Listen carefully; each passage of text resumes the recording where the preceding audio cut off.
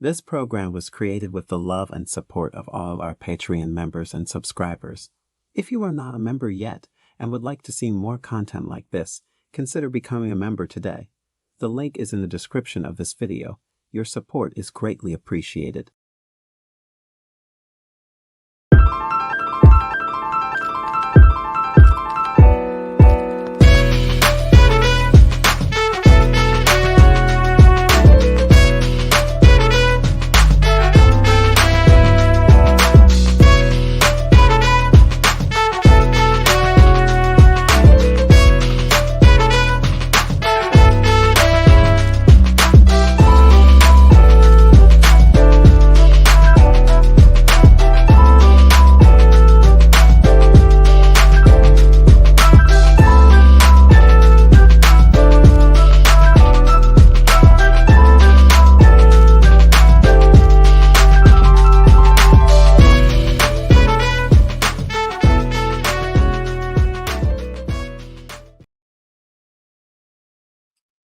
And welcome back.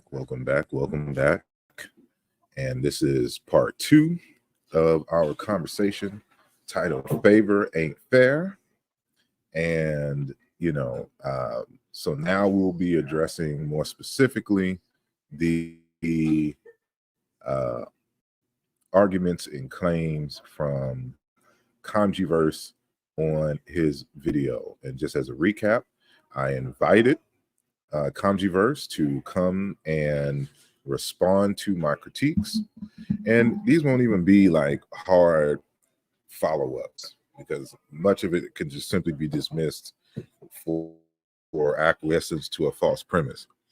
But nonetheless, we'll go through his video. So the intent was to play parts of the video, stop it, make a response. And then after my response, he would be allowed to get the final word and make his statement, and then we would just move on, right? So it wouldn't be a back and forth type of situation.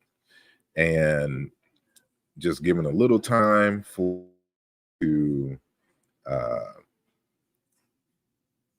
make their way back into the conversation. And so the focus of the conversation that started all of this was based upon an audio clip of Dr. Obadeli Kambon. And I hate the timing of this conversation because Dr. Kambon's father just passed. And so I don't want to have the conscious community nonsense, kind of distract from him dealing with and grieving his family, the loss of his father, at this time period. And so this, of course, there was no intention in this. And so I have nothing personal against Kambon. These are just academic arguments that we're dealing with here. And so because of the timing in which Conjiverse made his video, that's why his name is being brought up again. And so because of that, I shared on my channel the actual, I guess, complete audio of the conversation that Kambon and I were having in 2018 regarding possible ways on vocalizing the ancient Egyptian language, as well as methodological issues with the Reconstruction process and analysis, for example, of Jean-Claude Mboli's work. Now, what I have to say is, well, I have to back up to just give y'all some context.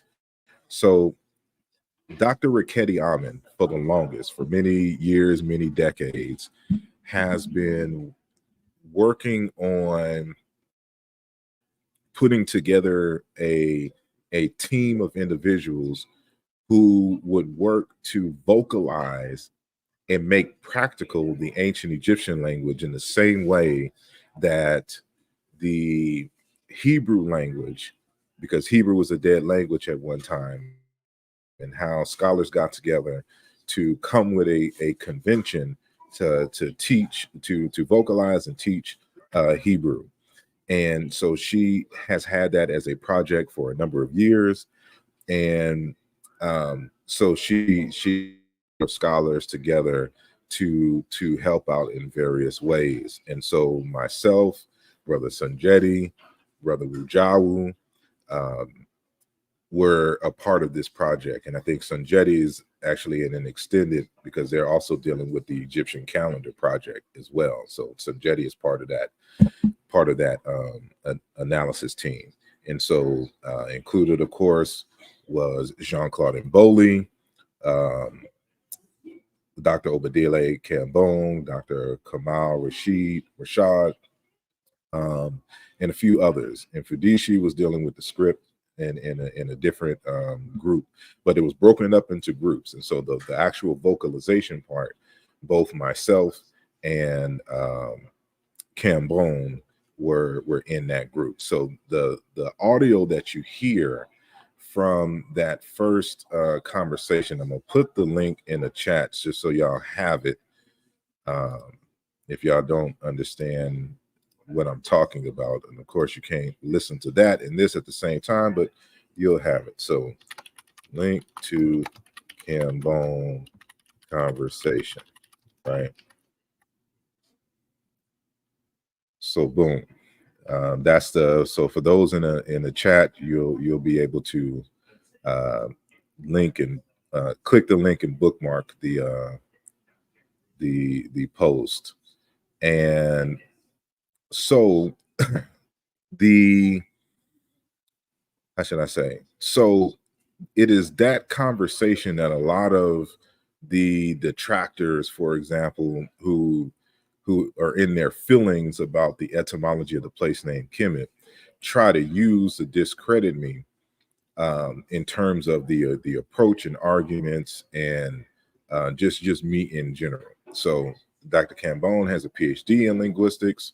However, he's not a historical comparative linguist, and what he banks on is the fact that he is a PhD in linguistics, and he's a polyglot as well. So he speaks many African languages. But speaking many African languages, and because you have a degree in synchronic linguistics, you have a specialization in a very narrow stretch in terms of on a small number of languages for which your PhD was in, that this somehow makes the person an expert on historical comparative linguistics. And this is the reason why, like, his approach is everywhere. And when I ask him specifically for those texts that have that example, that provide the step-by-step process, which includes dead languages for which we only have the written forms, he fumbles and he can't cite. He tries to talk over you. He tries to do everything in his power to skate around the issue.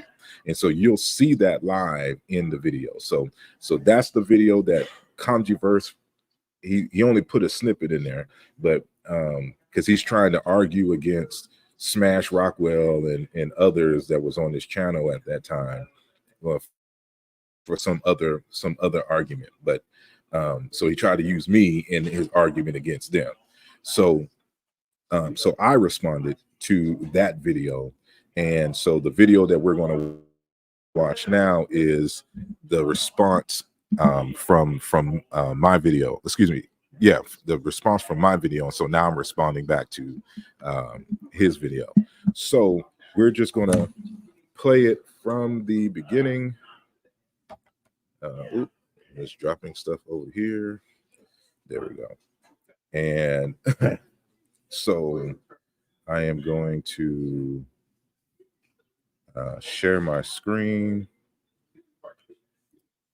and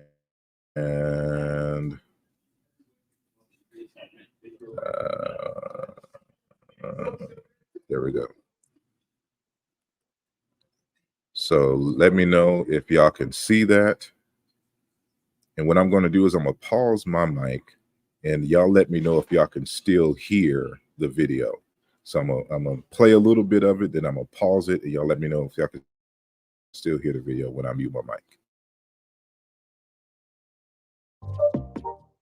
Today, we are going to examine some of the linguistic errors made by Asarimhotep.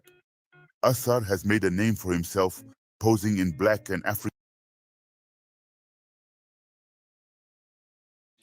So could y'all hear the audio that was just playing? I know it's going to be a little bit of delay, but let me know in the comment section.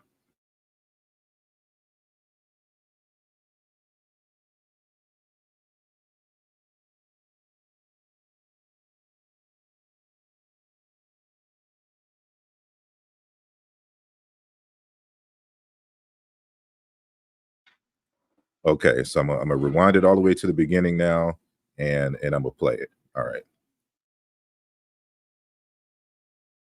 And so I'm going to be pausing, every few statements and the like. So.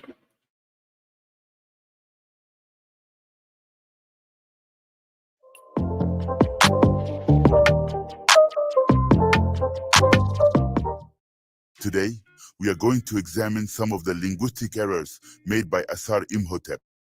Asar has made a name for himself, posing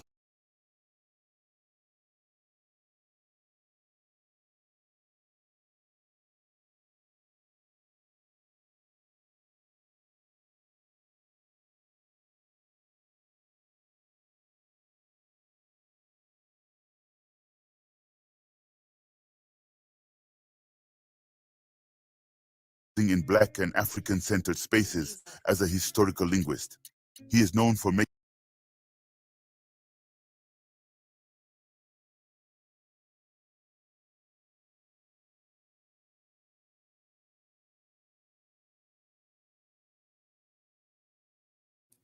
My bad. I forgot I was muted. So let me rewind again.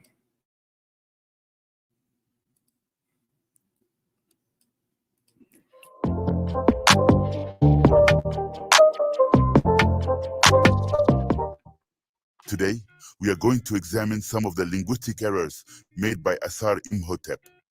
Asar has made a name for himself, posing in Black and African-centered spaces as a historical linguist. Now, pay attention to the wording that he's using. So he's saying that I'm posing in Black and African spaces as a historical linguist, and so we've already addressed this in the previous video, but just know that again, my picture here is a good photo. So shout out to my photo right here. But let's continue. He is known for making a vast variety of comparisons between Metrem and Khemi, or what is commonly known as the ancient Egyptian language, and modern African languages.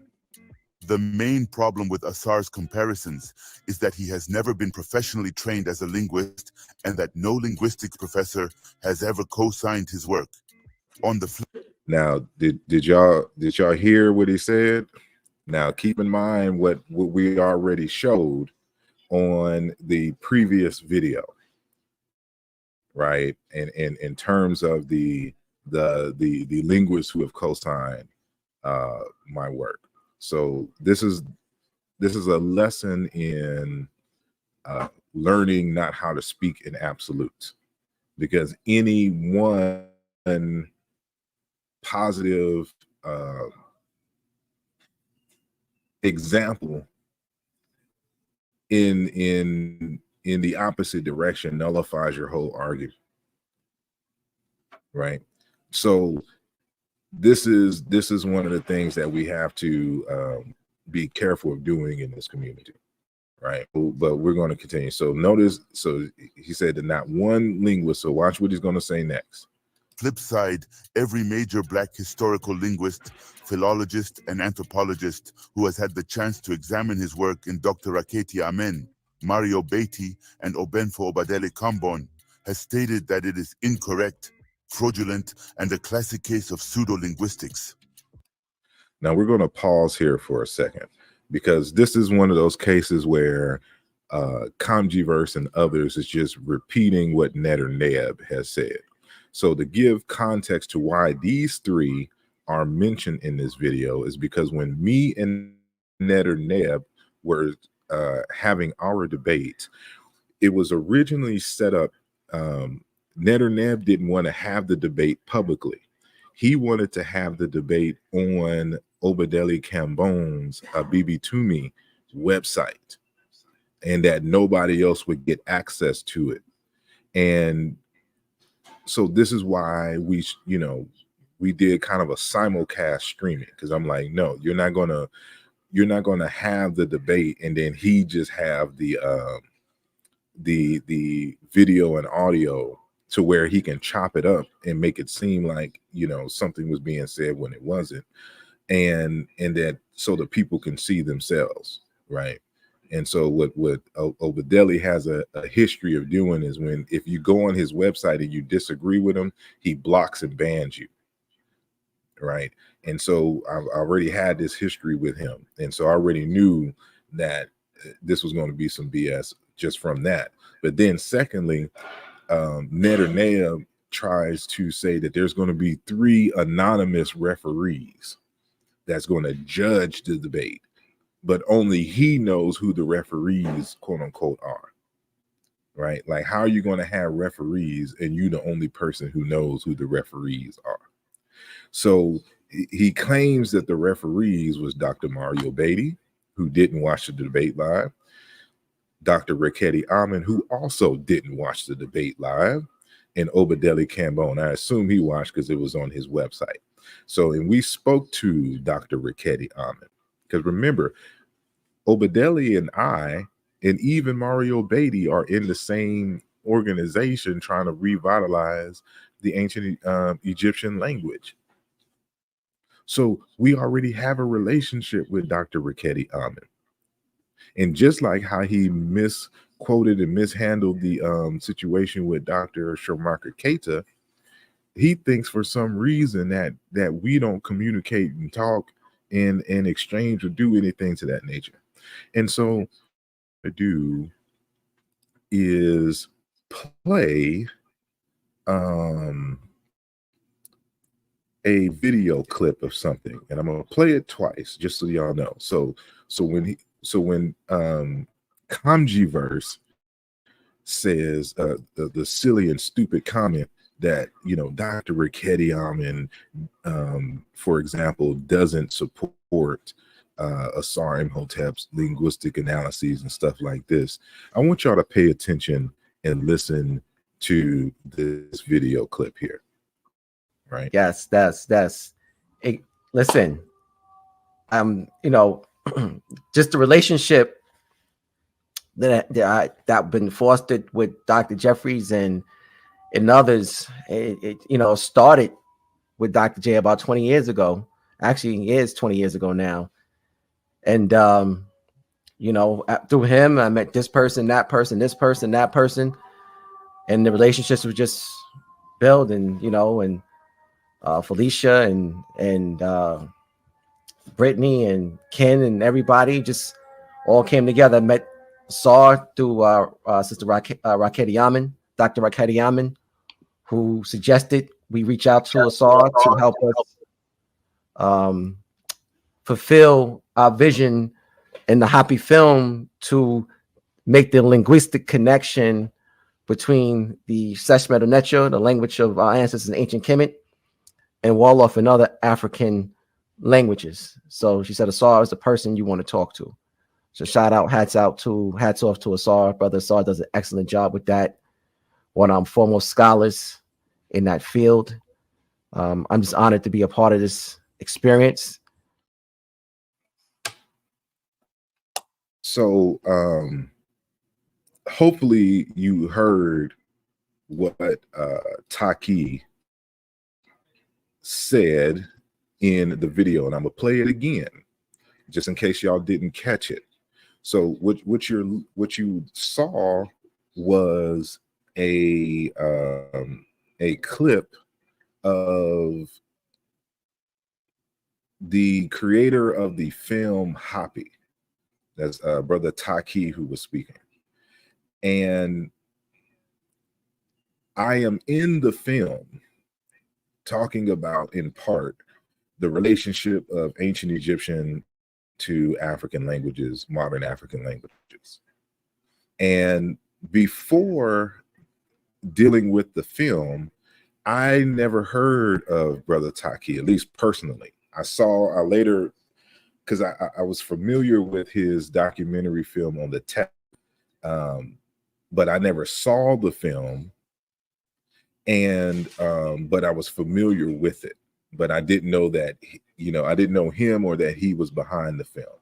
So prior to me being involved in the Hoppy documentary, I never heard of him. So what that panel which you just saw was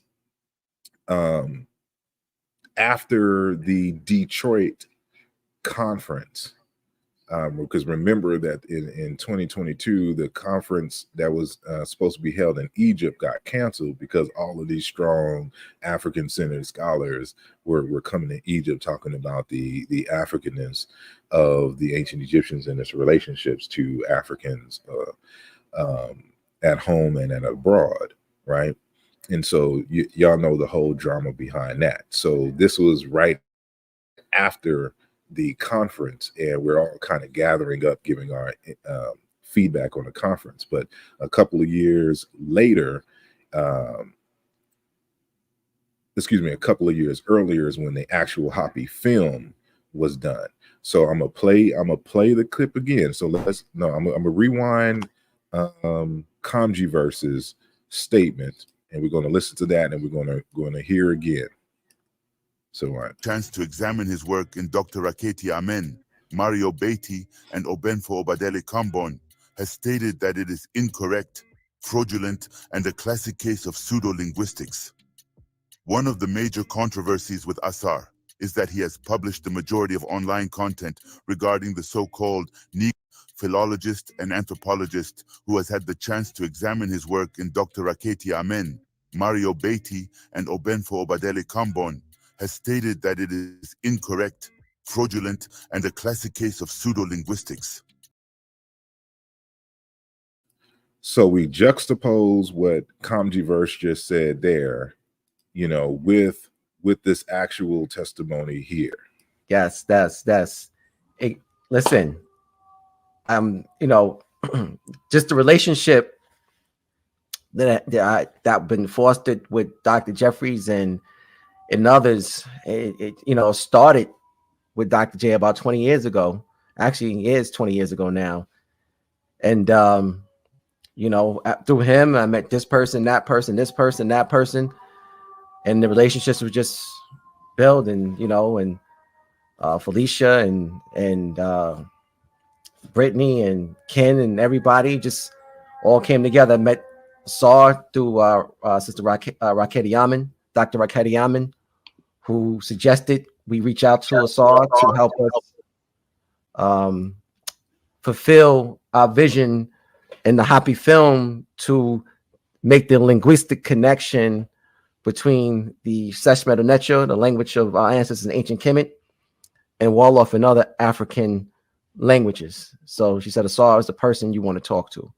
So hats off to Asar. Brother Asar does an excellent job with that. One of our foremost scholars in that field. I'm just honored to be a part of this experience. So you see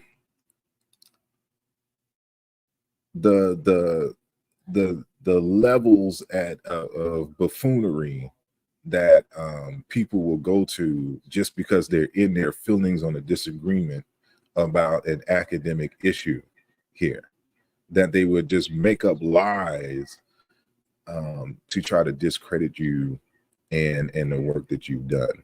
So to sit here and say that, for example, because Mario Beatty is not a linguist, he's not even an Egyptologist, he's a PhD in African American Studies.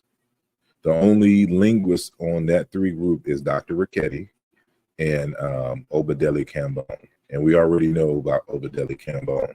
and we'll deal with his issues a little later. But the one that Neterneb and Kanji verse and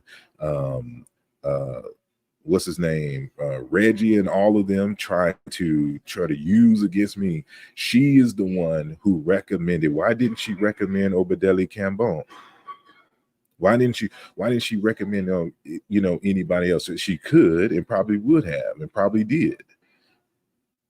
But I didn't find out that it was Dr. Raketi Amin that suggested my name. I just saw that he saw me on YouTube or something like this. So I found out that day in 2022 that it was Dr. Raketi Amin who suggested me, to deal with the language aspect of their documentary film, and that. And you heard his words exactly, like Asar is the one that you want to talk to. And to throw more salt in the game, this is not an email, this is a text message. So this is a screenshot from my phone because I have Dr. Raketi Amin's number. What people don't know is I built Dr. Raketi Amin's first website dealing with this group and things of this nature, right? And we have exchanged and met over the years for a very long time. And so we're here is from August of 2023. This is a few months ago, right? This is after Dr. Raketi presented at ASCAC on the West Coast. So this was a Western Conference ASCAC conference, and so this is after she made a presentation. Somebody had asked a question in the chat of the conference, because this was an online conference, and I forgot what her answer was, but I added to her answer and gave a Dogon, kind of cognate to the term, because I know we were dealing with the Ramech and the like, and so somebody she was dealing with the Dogon and all this other kind of stuff. So in this screenshot that you can see that I have here, it says Unk Uja Seneb Asar. This is Dr. Raketi Amin. This is her in my phone. It was good to see you in the workshop yesterday. I am forever grateful to you for helping me when I lost my website. Right. I have a question. Did you include any Dogon languages in your comparative study? If so, where can I find it? Let me know. Do I? Right. And then, as you saw earlier, usually when I start my,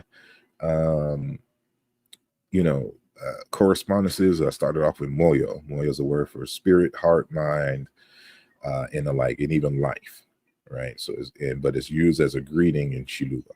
So, Moyo, greetings, Dr. Raketi. You're welcome, and I do apologize for whatever it is I said after that. But so even in 2023, just a few months before he made his video talking about Kanji verse, she is consulting me, wondering if I included in my comparisons the Dogon languages. And if I did, where can I find it? Why would she be interested in a person whose linguistic analysis is a so-called fraudulent and fringe? Right, the same person who recommended me for doing linguistic work in a documentary film,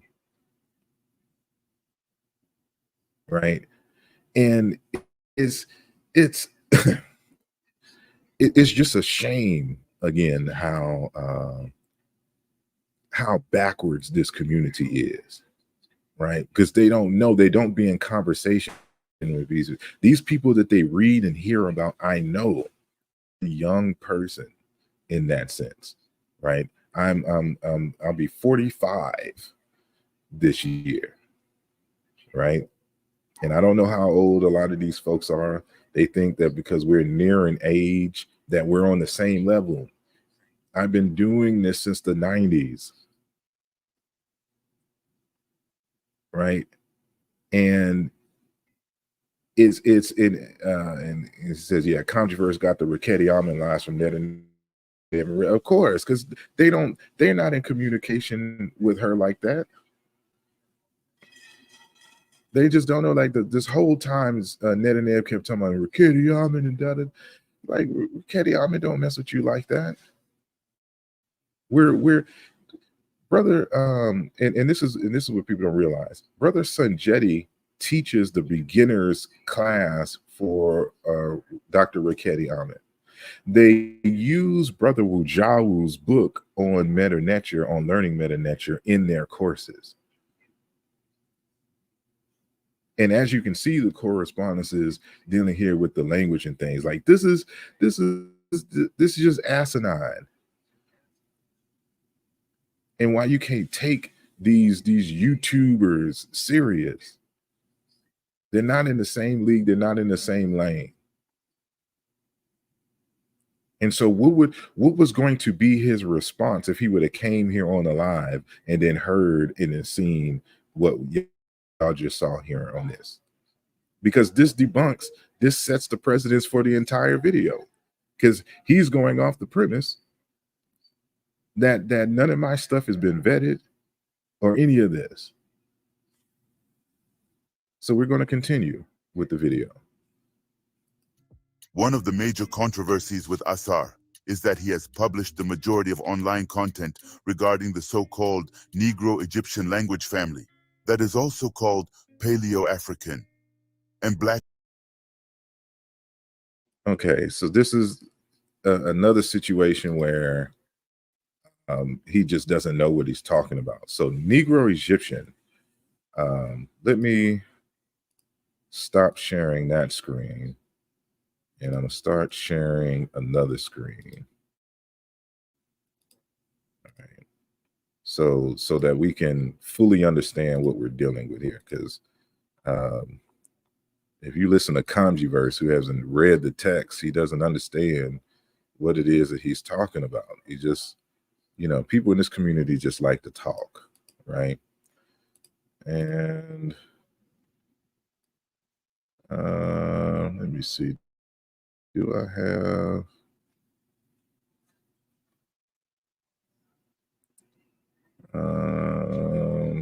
Let me see. I'm going to have to. No. So I'm going in my folders now. So I gotta. Let me do it real quick. I got so many dang presentations. I keep forgetting which ones have. Which one? So I got that one up.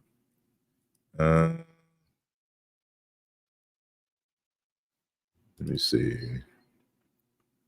if it's in here now. Yeah, here we go. So let's do this.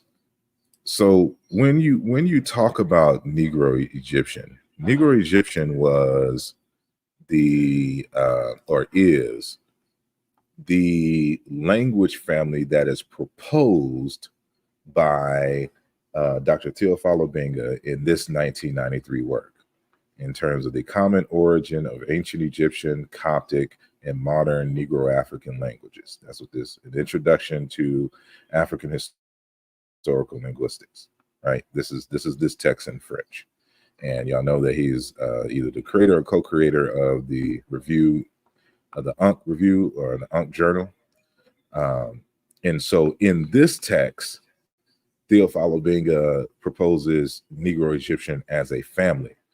And so this is his, or at least part of his rendering of Negro-Egyptian.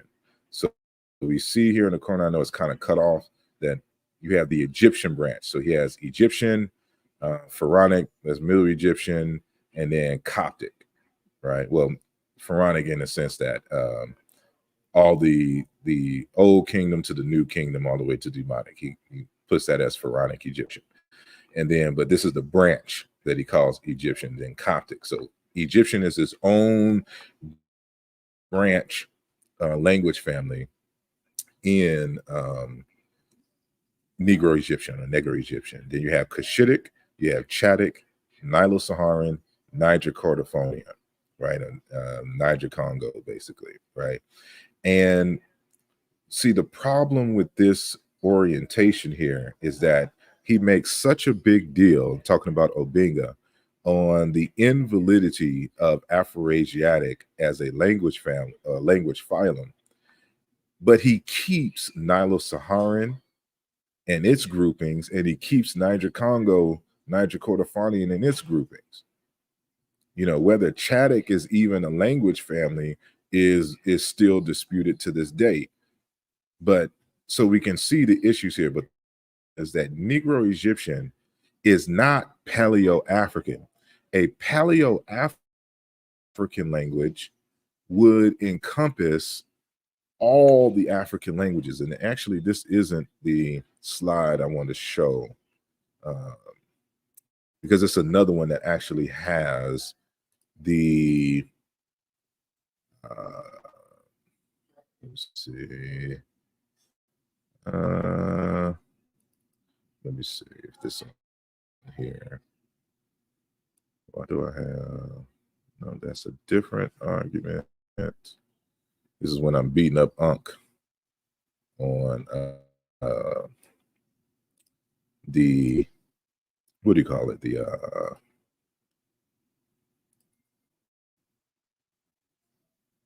let's see.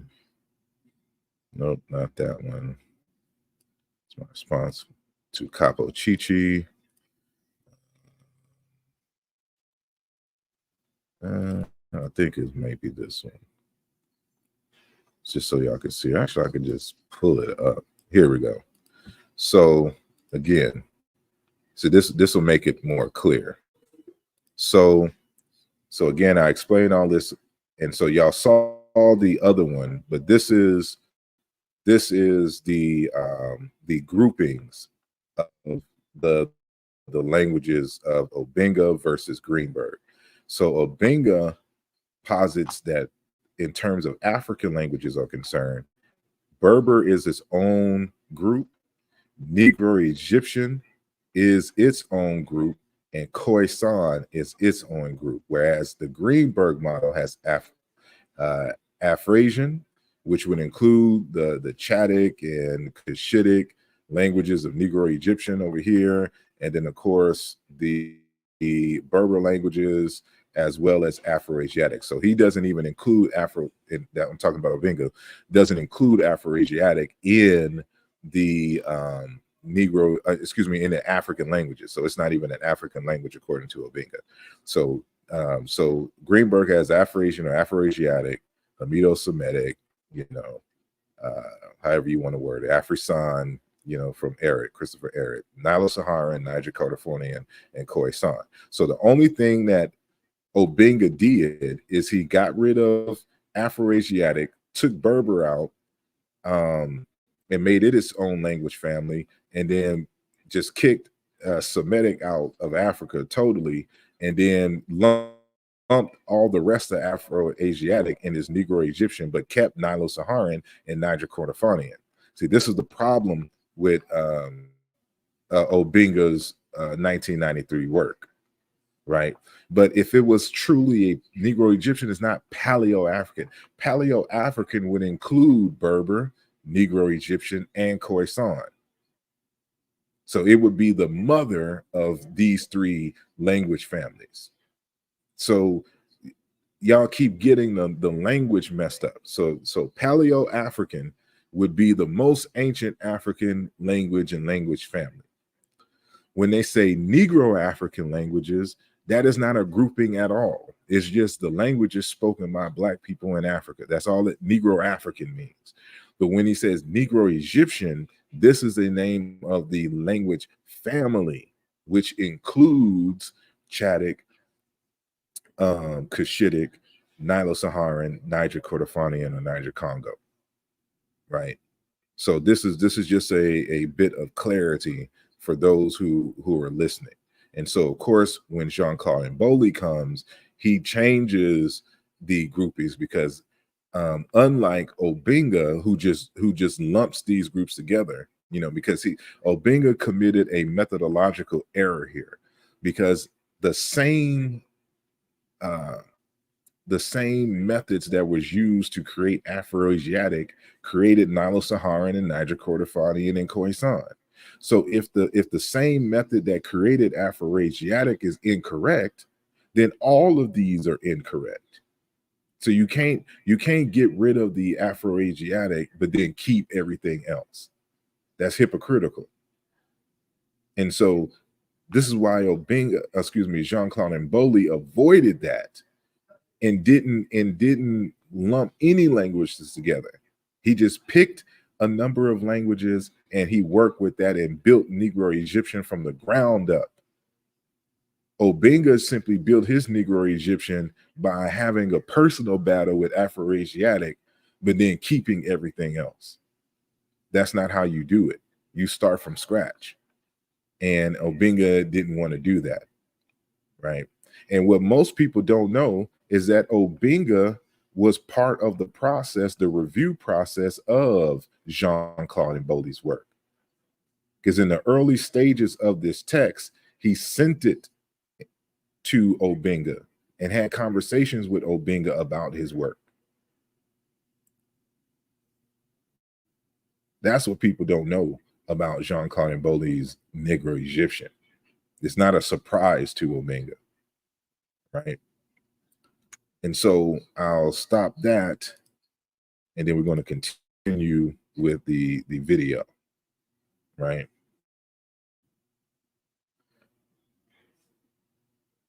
Let me see. So let me go share my screen again, and so we'll do that. All right, and let's continue. Black African by professional historical linguists on the continent.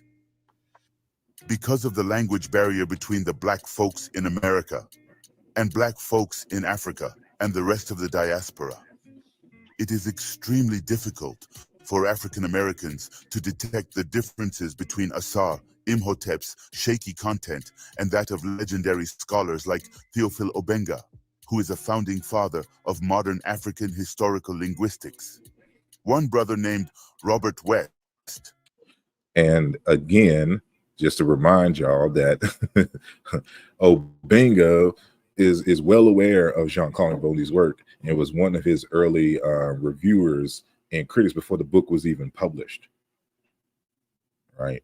So and if there's any confusion in terms of my relationship in terms of African languages and linguistics, again, I gave you the people, you know, who have reviewed the works and there's many more. And anytime someone reviews any of my work and things, I give them acknowledgement in the preface of all my texts, right? Even if their position was negative on certain points. So even in my race and identity in ancient Egypt, you know, I shout out Dr. Capo Chichi because he was one of the early ones who reviewed, you know, the journal article that will be published later on the word Kemet, right? So this is again, you know, they're not in communication, and if anybody has any confusion, I'm alive and well. Just ask. I have a website. My phone number's on the website. Y'all can call me, leave a message. You know, email, it's the same. Like y'all afraid to have conversations and just make up stuff. Very imaginative and childlike. Let's continue. Who also goes by Bobby Banje and Ankh the God Killer, made this fatal mistake in his beef with Asarimhotep. He foolishly confused Asarimhotep and Jean-Claude Mboli's Negro Egyptian content with the general field of Obengian linguistics, and even claimed that the diachronic connections between Metramenkemi and modern African languages have been debunked. See, when you make comments like that, you always have to cite the person directly. Where have we argued anywhere that this stuff has been debunked? Unless you're talking about Unk, and if that's his argument, then you have to take that up with Unk, right?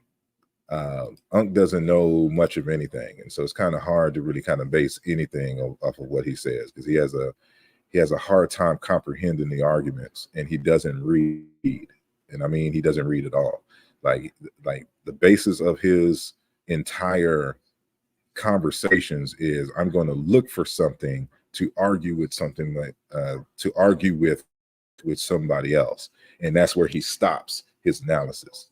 He doesn't read entire text. He doesn't have his own research questions, and that's why he flip-flops so much, because he's not grounded in anything, because he doesn't read the material, so he misrepresents the arguments. He hasn't read Obenga. He hasn't read Mboli. He hasn't read any linguist. He does a Google search, and whatever's on Wikipedia, that's what he is. That's what it is for him.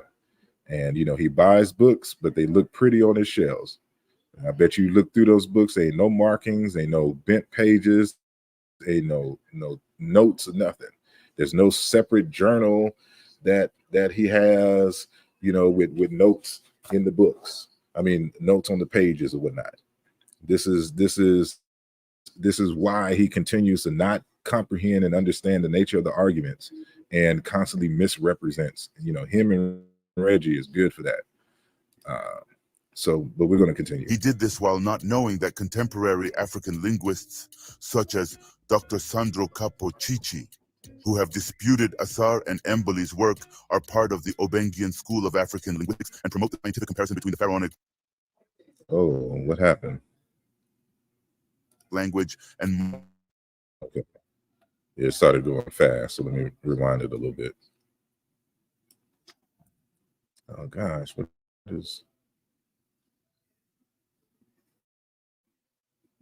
Sorry. Language and modern African languages. This field has been conventionally established on an international level for nearly half a century. Those who don't realize this are scientifically illiterate when it comes to linguistic analysis in Africa. Now let's look deeper at the flaws of Asar's analysis. So the problem with the statement they're dealing with Capo-Chichi is, one, Capo-Chichi is not a historical comparative linguist. He, like Dr. Cambone, their research is only in synchronic languages, meaning that they're only dealing with languages of describing modern languages. And Capo-Chichi deals mainly with languages like the Fon language, Ewe, those groupings coming out of Benin and in southern Nigeria, right? That's where his expertise lies. But when it comes to any kind of historical studies, he's just not up to par there. And one of the reasons why, and just like Cambone, is both of them, just like they went to the level of getting the degrees, but we all started in the Greenberg School. So even when you, like, I have Cambone's master's dissertation here. This is Greenbergian in his approach, right? In terms of how he groups the languages, his arguments, even his sources, Mukarovsky, Stewart, Westerman, and like, these are all people who have made these groupings based on lookalikes and whose methods are rejected by the majority of scholars around the world. And we've had several of these discussions on this particular channel. And so, people think that just because you have a degree in linguistics, that you have a degree in linguistics that applies to the subject matter for which we're speaking of, right? Because just because I'm for example, a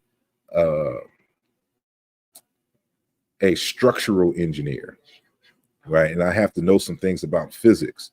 Just because I'm a structural engineer does not mean that that I can speak intelligently about astrophysics, let alone quantum mechanics and quantum field theory, right? Like these are separate specializations that, while all deal with physics, is not the same. And so this is why when you're listening to Cambone on the audio, which why he's all over the place when it comes to the comparative stuff. And why he can't just, when I ask a simple question like, where are the scholars that have demonstrated this method before, that he tries to get out of the conversation, because he has no, and I'm work, because you can only speak intelligently along these lines if you've done the work. So where's your work demonstrating the method that the people, the scholars in the field have accepted, that you can now cite yourself as an authority and critique others on? There is no such paper. There is no such book. There is no such dissertation. Cambone made that stuff up, and it's clear as day when you listen to the conversation. But we're going to continue. One of his principal claims is that you don't have to reconstruct the ancient pharaonic language to compare it with modern African languages. What he argues is that orthographic representations in Egyptology can be compared to sounds in living languages that are represented by IPA, because various mathematical patterns can be detected between the two categories of symbols.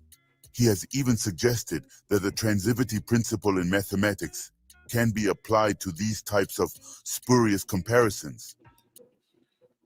Again, when you don't have a background in mathematics or languages, like I study languages in two principal areas, in terms of African human languages, and then in what we call formal languages, right? Formal languages are software languages, is mathematics, is logic, right?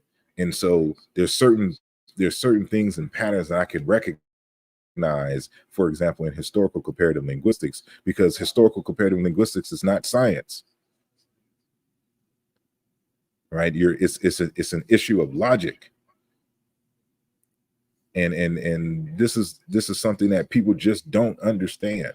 And this is why, like in the video, I reemphasize that part of the disconnect is that people keep using scientific jargon unscientifically, and then trying to critique concepts that they have no idea what it is, right?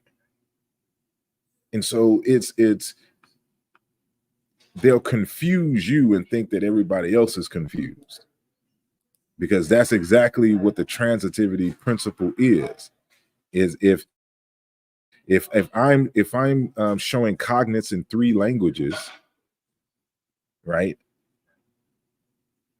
Language A, language B, and language C. If I'm saying that the item in language A is equivalent to the concept in language B, so sound meaning correspondences and the like, which we would call a cognate, and then that the same word is cognate with a word in language C, by the transitivity principle, if A equals B and B equals C, A therefore equals C. Like it's a simple concept. It's not that hard. But when people want to sound smart and intelligent, they'll just say anything. And this is what we have in these YouTube streets. Because IPA symbols do not represent the full extent of human sounds and are thus imperfect symbols, just like any other system. Because IPA symbols are just that. They're symbols. They're not sounds. And see, this is what I mean by historical linguistics is not a science. Like these are graphical representations of human sounds. When we're comparing any words, we never compare actual sounds. You would never see a linguist with a recording of words and posing it next to another recording of words. That would be scientific. But what you do is you do what we do in mathematics. You take an idea in the real world and then you give it a symbolic representation. So instead of the number of, donuts that are processed per hour, right? We replace the concept of a donut with the X, right? And we as a variable for how many donuts are made, and you could do your equations and stuff like this.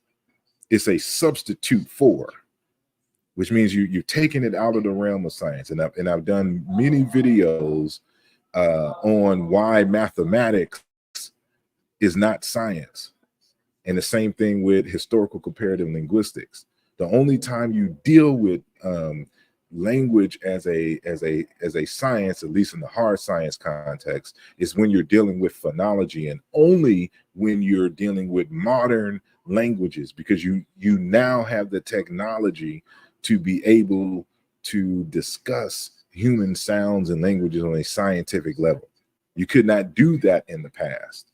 You can't take a photo or a video of somebody's vocal track as they are speaking. You cannot, record audio in 2000 BCE in this fashion, right? Only in modern times and with modern languages can you apply a scientific analysis, because that's what phonetics is, or acoustics is. It's the scientific sound. And then there's the other part in that of linguistics, that is the science that has to deal with anatomy. Be like, these are concrete things that you can study and you can measure. You can't do that with historical comparative linguistics, because each word, each phoneme are always approximations, because everyone doesn't pronounce everything the same. And languages do not evolve at a consistent and at the same rate and across the population spectrum at the same time, right? That's what is discussed in this text here, which I mentioned also in that video. It is by Juliette Blevins, Evolutionary Phonology and the Emergence of Sound Patterns, right? And we'll delve more into that that text a little later. But he doesn't even, and I'm talking about Comjiverse now, he doesn't even understand the extent to what is part of the conversation here. Because again, he's just a parrot. So he's in disagreement, or he's in his feelings because somebody challenged him on a concept. And so now he's just looking for information to try to spew out. And this is the piss poor job in which he did. And so we're going to continue because it gets worse. In reality, when it comes to representing the spectrum of human sounds, the IPA system is far more specific and reliable than Egyptological conventions that not only do not have vowels, but also frequently diverge from primary attestation of the language. This makes it impossible to accurately detect the environmental conditions that specific sound changes occurred in through time. Kust provides us examples of this in action. The fact cannot be stressed enough that the transcription is purely conventional. The Egyptological transcription must not be interpreted as a phonological, and even less as a phonetic representation. During the period of hieroglyphic use, Excuse me as I eat the rest of my almond joy. But I had to pause right there because he thinks that he's schooling somebody that we don't know exactly or can state to a scientific certainty how the graphemes language was pronounced at each period of time in ancient Egyptian history. We mention this in all of our texts. Jean-Claude Mboli has an entire discussion on it and how this factors in, and I'm talking about in this text here. He talks about this at the beginning of the text.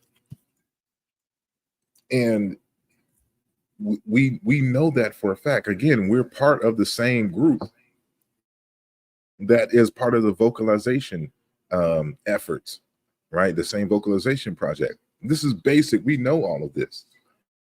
But watch what he continues to say. I'm gonna let it play for a little bit, and then we're just gonna debunk them with one source. We can do more of it. Covering more than 3,000 years, the phonetic appearance of Egyptian changed drastically. However, the writing of many words changed little, and so does the transcription. Let us discuss just one example. In the word ara, sun, the symbol er denotes a liquid whose exact original pronunciation is disputed. This particular symbol was originally for an original dental stop day. The pronunciation during the Middle Kingdom may have been something like ride or lide, with the final sound representing an unknown vowel.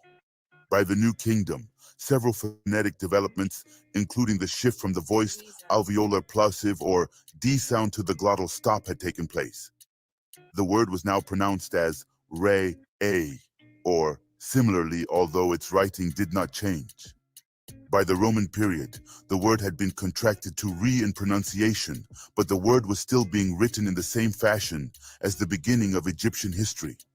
There is defective writing, which can lose phonemic and morphemic units over time. A word or morpheme appears in varying writing forms, both with and without a certain consonant, frequently even within a single text. For example, the pronominal suffix first person singular masculine can be written logographically, written phonetically as an I, or left completely unwritten in Egyptian. It is generally assumed that it was pronounced as I in all cases. This seems to be confirmed by Coptic, where this suffix is always preserved as J in phonetic environments, which regularly preserve J at all. Option C. Defective writing is very common for this morpheme throughout all periods of pre-Coptic Egyptian. The same phenomenon occurs in many other Egyptian morphemes and words. Although some of these defective writings may be explainable by morphological or phonetic which have still to be discovered, the assumption can probably not be avoided that suppression of spoken consonants in writing actually existed. There are consonants not or rarely written in ancient Metrem and Kimi that appeared in modern Coptic. For example, the noun hnq.t, beer, is usually written hqt, whereas n appears only in late texts and in Coptic. Since we do not know a linguistic change which could have led to the development of nen in Egyptian, it is generally assumed that nen had always been present in this word, but was hidden by defective writing. However, scholars assume it was there because according to the syllable structure rules, the word must have had one more consonant than is written to be identifiable with the presumed Coptic successor. This type of defective writing is assumed frequently. However, these are the most dubious cases of defective writing. These are the rules of Egyptological conventions. Each consonant symbol is assigned a conventional pronunciation, which is easy to produce for speakers of European languages. Certain consonant symbols may be assigned a vocalic realization. Additionally, E vowels are added, which have no equivalent in the Egyptian text, nor in the transcription. This is because of the work of Champollion and the features of the French language that was used in many of the early transliterations. Suprasegmental features such as tone rhythm and loudness are added in pronunciation. The morphological structure of the Egyptian utterance can have implications on its scholarly pronunciation. For example, a glottal stop can be inserted at certain morpheme boundaries. Example, noun or verb plus, suffix pronoun and verb plus past tense suffix n, but not at certain others. Exam, noun plus, feminine gender, suffix t, noun plus, plural, suffix w. Word accent is phonologically relevant and mainly serves to indicate morphological distinctions. For example, some speakers realize SDMJ as sejamehef if it means he may hear, but as sejamf if it means to hear him. There are also numerous random exceptions that make using simple transcription invalid in the comparative method. They are in no way, shape, or form exact and far less accurate than IPA values. The next very fringe component of Asar's methodology is the fact that he denies that the Coptic language is a direct descendant of ancient Egyptian. This is primarily because... Okay, I'm gonna stop it there. And this is and I'm gonna have to stop sharing the screen there just so I can reshare the bigger screen, because this is stupid. People just say a whole bunch of nothing and don't know what they're talking about. So again, because he's parroting, he's not a student of linguistics, so he's parroting Obadeli Cambone. And Obadeli Cambone will swear to God that no linguist ever would compare the ancient Egyptian language to a modern African language using the transcription transliteration convention of Egyptologists. So this is what we're going to do. Let me blow this up so I can make sure that y'all see this. So we're just going to go, for example, to Dr. Theophilo Benga, because he be throwing Theophilo Benga in there all the time and just forgets, you know, what he does. So this is just one example here. Matter of fact, and just in case, because I have the physical book, but sometimes, you know, I travel, so I'll to either scan the books or I will take photos of it and make a PDF. So this is Theophilo Benga's text that we mentioned earlier on the common origin of ancient Egyptian, Coptic, and modern Black African languages, right? So this is the text. So this is the main corpus. But here's an example here in English that y'all can see. This is Dr. Theophilo Benga's Ancient Egyptian and Modern Yoruba Phonetic Regularity for the UNC Journal, right, from 2007. Ancient Egyptian and Modern Yoruba Phonetic Regularity, right? And so he says that no one ever, so remember that, let me go back because we'll do a search here.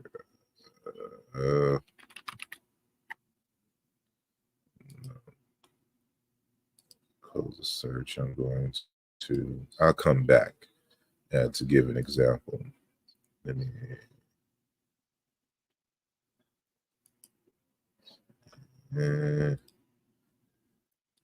go to, sorry, I gotta see my process here. You know, the linguistics folder, because I have, that's right. So here's this book here. Well, I'm holding it in my hand, but I'm holding in my hand Jean-Claude Mboli's text. Y'all seen it earlier. So here's the ebook form.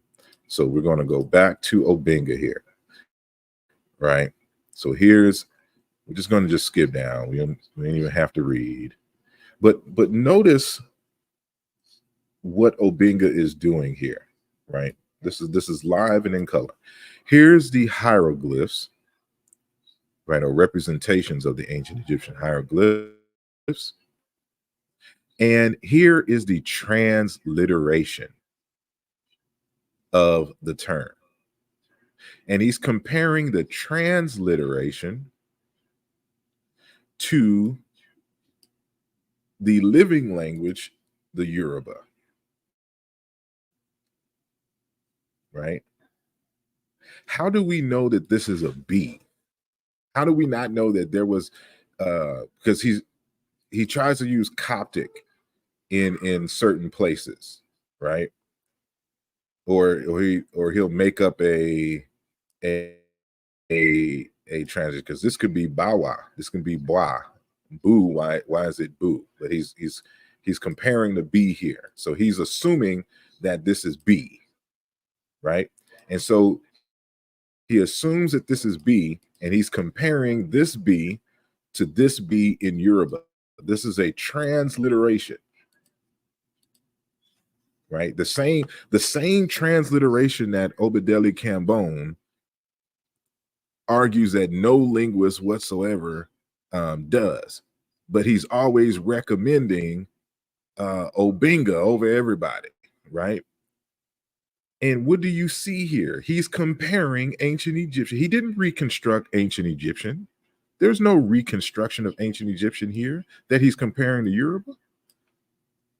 No such thing, right? And let's look at the commentary here. So he again, the consonant B is regular in initial position and introduces the same elements. So this is Egyptian. I'm assuming this is nope, this is for Egyptian, and this is for Yoruba.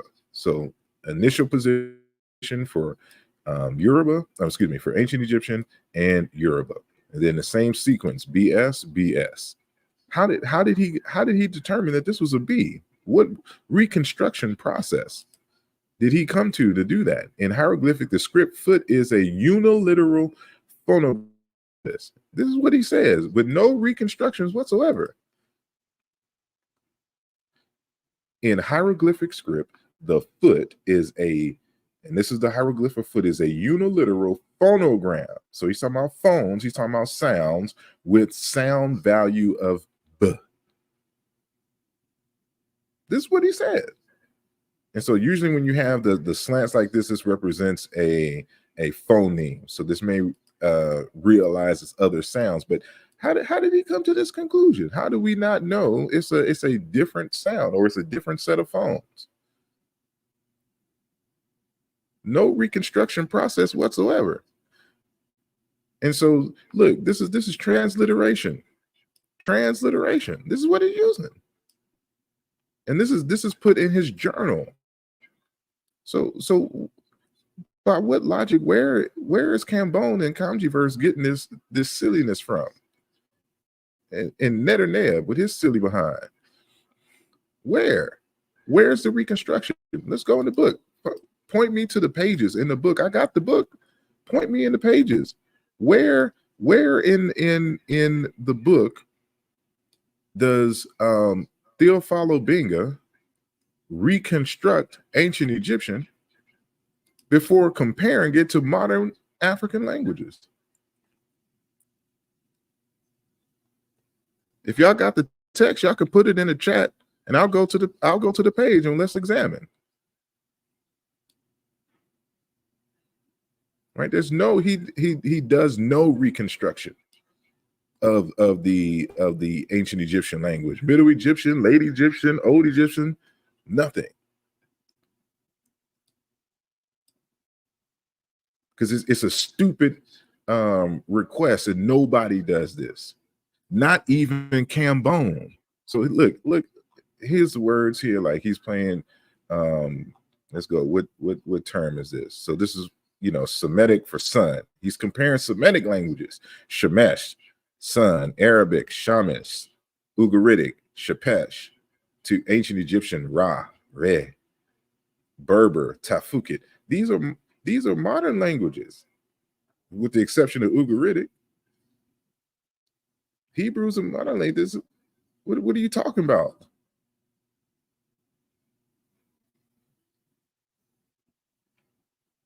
This is why you always require demonstration. Tell us what page. I'll go to the page. Let me know what page. And this is consistent. I have a whole bunch of Obinga's books and articles, originally in French. Show me where he did the reconstruction. This is his magnum opus. So if it ain't in here, it ain't nowhere. All right. So we can go back to the bottom. These are all African languages that he's comparing modern African languages using non-IPA for ancient Egyptian. Am I lying? Somebody say I'm lying, that this isn't Obinga's text and this isn't what you're saying. This is not IPA. This is Gardner's transcriptions. So have that same energy for Dr. Theophilo Binga. But hold on. Because again, this is Mboli. So he's trying to say that Mboli is wrong for comparing, for example, using non-IPA to modern African languages, and no linguist. So either Obinga is not a linguist, or Obadeli doesn't know what the heck he's talking about. He just made some stuff up. Show me. Am I lying? This is what he was arguing against. You know, he's just showing the transliterations and comparing it to no linguist would do that. But hold on, we're not done yet. Let's go. I'm going to stop this share, and I'm going to go to my drive, my what do you call it? My Google Drive real quick. Why should I go to my Google Drive real quick? Because the Meta Nature group, let me reshare my screen, because you know it's always demonstration beats conversation. Over here, there we go. So we're gonna share. So this is my Google Drive. And when we were working in the it's called the Wahem Mesut Meta Nature group. This is the revitalization of the ancient Egyptian language group. And so we worked with Google Docs. And so this is the folder, the shared folder that he created, right? And this was the process that he started for us to do our comparisons with. This is all Cambone right here. And so what he's doing is that he's just like his master's thesis, he's trying to start off. Well, I think he does. He tries to do the beginning, middle, and final variants in terms of the comparison. So what he's doing is he's taking the transliteration graphemes and creating different equivalent to Excel files that we would put the comparisons in. And so it's been a minute. He hasn't put anything in here, but let's look at this document, for instance. Again, this is Cambone. And for anybody who knows how to transliterate ancient Egyptian or Meta Nature, what does he use right here? So this is Yoruba, Twi, Wolof, Kikongo, Coptic, Kiswahili, Infansi, Hausa, and Maratic. For this first and only entry in this table here is Ba, meaning arm. What is he compared to? Modern Yoruba, Akpa, arm, side. Twi, Aba. So he even goes to describing it, the labial velar, stop devoicing. Right? And here, develarization. So it's a loss of the K here in a tree example.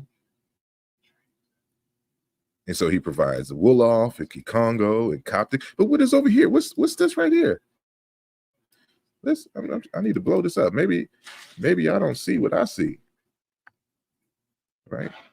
So let's look. What is that entry right there? See, this is what we do. This is when we transliterate. This is how we transliterate.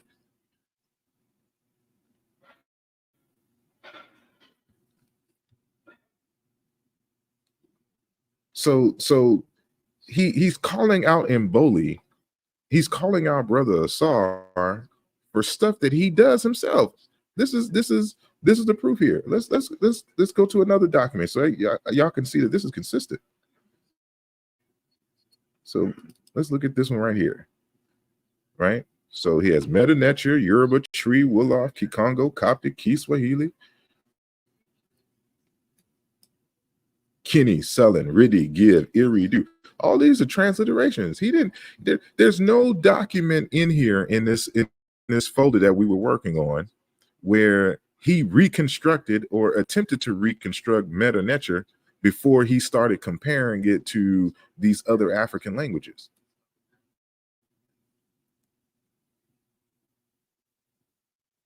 Like, make it make sense. Y'all make it make. This is Cambone. This isn't Mboli. This is Cambone, right? Because there's only a few of them that were done, you know, in these documents, and so there's one with more. Let's do this one, right?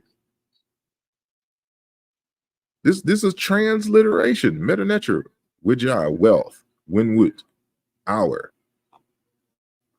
Right? He compares it to Kiswahili, Ujazi, Wakati, Ahonya, Waginai, Dukia, Wuni. Right? And these are based on lookalikes, not regular sound meaning correspondences.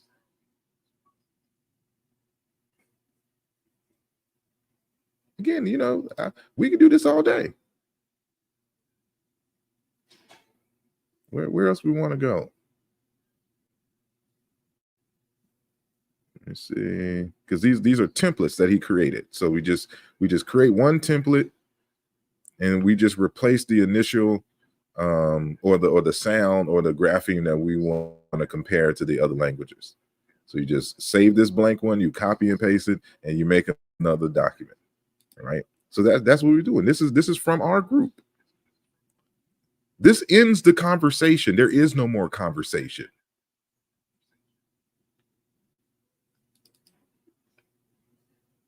Here's another document. So it says saying ba. This is transliteration. Was. What is was? How do you know that's a W? How do you know that's a, what is this? What are these sounds? I don't see any IPA. But what is he comparing this to? Yoruba, Tree, Wolof, Kikongo, Coptic. I'm the only one. I add my Chiluba in here, right? This is my entry to Chiluba, because y'all know that's one of the ones I deal with. But all this is him. This is Hausa, Infansi, Kiswahili. That's all Cambone. This is his work. So we just saw Obinga use the same process. We see Cambone using the same process. What are we talking about here?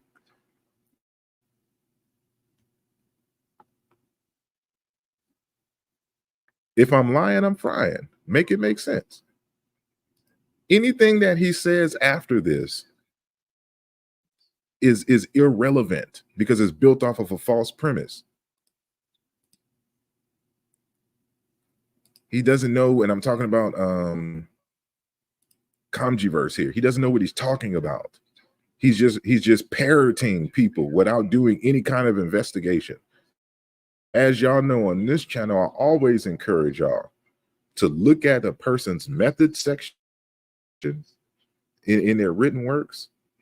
You follow that, and then you do your own investigation to see if what they did is right or wrong. You never, like, as much as I love and respect Dr. Mubabenge Bololo, and he is my mentor and teacher, I don't even quote Bilolo when it comes to linguistic words on his own language, because I have to be able to stand up on my own. Anything that I say and do, you know, right or wrong, I have to be able to take the fall for it. I can't be like, well, that's what Bilolo said. And then the first question that they're going to ask, well, how did you verify what Bilolo said? How did you verify what Mboli said? Right? That's not how we do this. So somebody make it make sense. I got to reconstruct ancient Egyptian. That's the stupidest thing ever. No one ever has done that. Not even Cambone. And this is from 2018, these documents here. Right? Y'all make it make sense. And if I'm lying, I'm frying. This is Cambone.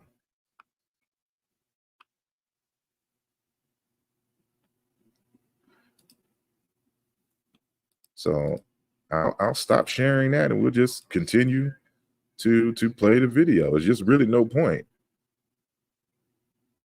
It's just dumb at this point.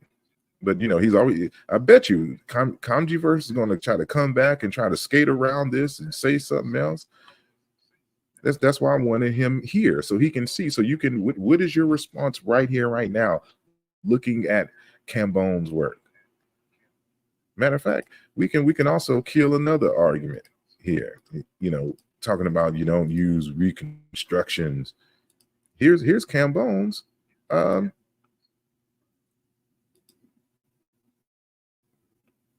master's thesis, where he's comparing Akan, the first consonant in Akan, and Yoruba, right? And then you're going to get down to a particular section, and you see these initial Swadesh list comparisons, and then he's going to go to a section where he's now trying to explain the sound changes from his Proto-Patao-Aconic and all that other kind of stuff, or the what's the name? But what is he showing here? Proto-Bantu, Common Bantu, unattested languages, reconstructions. This is Greenberg stuff. This is what Krista Everett do. Right. So, and I understand why he includes the Proto-Bantu and Common Bantu. You know, he's trying to do a different type of test to see how his comparisons and his arguments in terms of the sound chain in a push or pull chain, you know, measures up to the reconstructions for Proto-Bantu. But look at this here. But he's using this as a means to articulate reconstructions for the Proto-Patao-Akan, whatever it is. Hold on, and matter of fact, he even says it here. So I want, because you know, I like to quote people directly. I don't like to make up arguments. You know, unlike people in this so-called unconscious community here, there's always claiming that you saying something, but never quote you directly. You know, they just make it a habit of quoting, saying.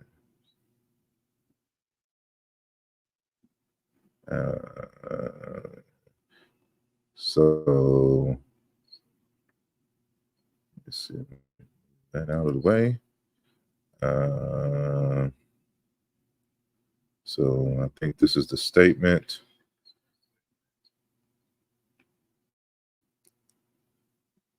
So let's look at that. He says, make that a little bigger.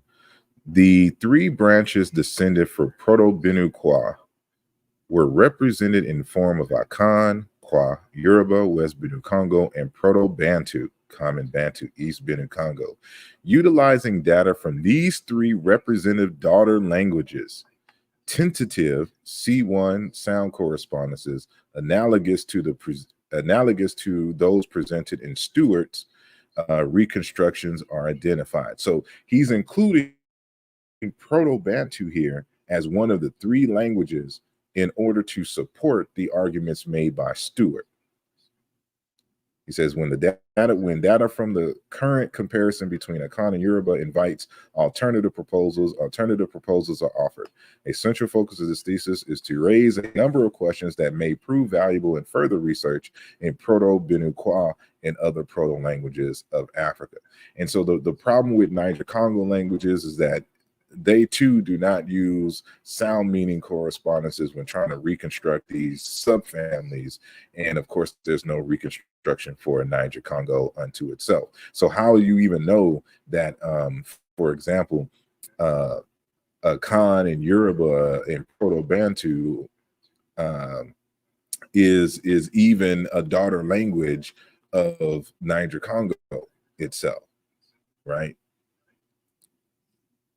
Because, you know, he cites Blinch just a few pages either before or like, so this name here, Blinch. Blinch argues that Bantu is not even a language family. So how did you even know that Bantu is even a language family? So he's citing a person that argues against Bantu being a language family, and that Proto-Bantu is not a valid reconstruction. But he's using this to argue for in the support of his sound correspondences. But let them tell it. Let Ned and them tell it. This is a proto-reconstruction. No linguist uses that in their comparisons to reconstruct the parent language. You don't see that. And so you always, anytime somebody makes arguments and stuff like this, you always cite them. Because I want to know if Obadeli Cambone is the man, and he's the one telling everyone that this is how it, let me see it. Right?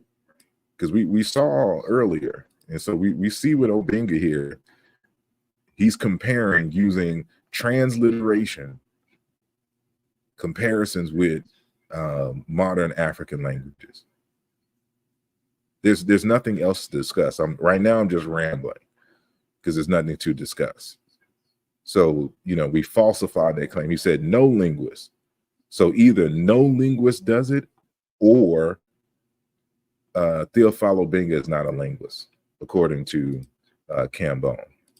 So we're just going to stop here, and I'm just going to let the rest play. I might not even let the rest play. I might just open it up because everything else that he says for the rest of this video is based on that, right? But let's continue. Hold on. I forgot to share the screen.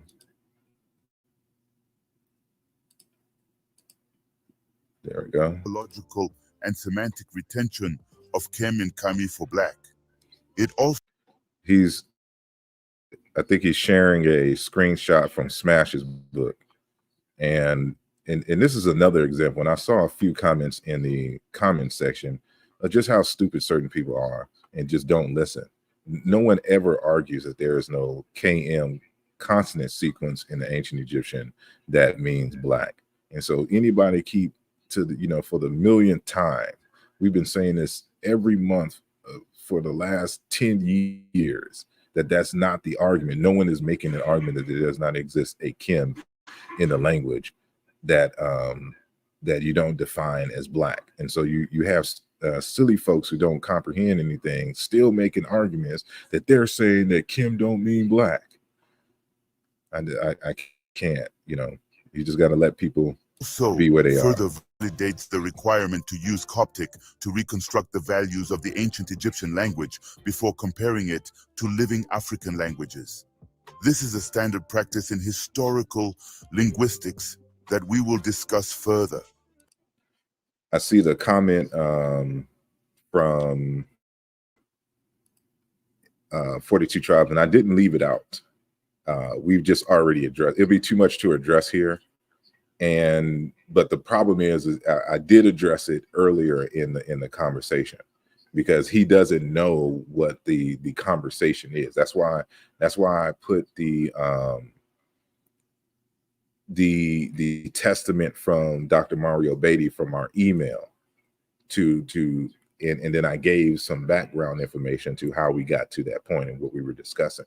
And so it is because of Netanyahu and Reggie misinforming Dr. Mario Beatty about the arguments, and then in confusing the conversation, and him not reading in Boli's text where the confusion is, because nobody skips around Coptic or anything. We use Coptic, but there's reason. I have a whole presentation on the subject on the channel. So just type in Coptic versus Middle Egyptian on my channel, and I have the whole conversation there. And if you read Nesubiti, I put it in Nesubiti as well. It's like, you know, people don't read. That's the problem. I put it in English, so it's easier for people to understand and comprehend. But, you know, we don't do that these days. And so, like, this is a stupid question. Read the book. And would this commit to you mean? Read the book. He said, oh, I missed the first 10 minutes. Indeed. All right. So we'll continue. Ultimately, Asar's nonsensical assertion that Coptic is not the primary descendant of the ancient Egyptian language and does not need to be used in historical reconstruction goes against the established morphological and phonological development of ancient Egyptian. Is there, hold on, let me see if I can pull up an article. Get that out of the way. Let me reduce that. Nope. I'm gonna, what was the name of that?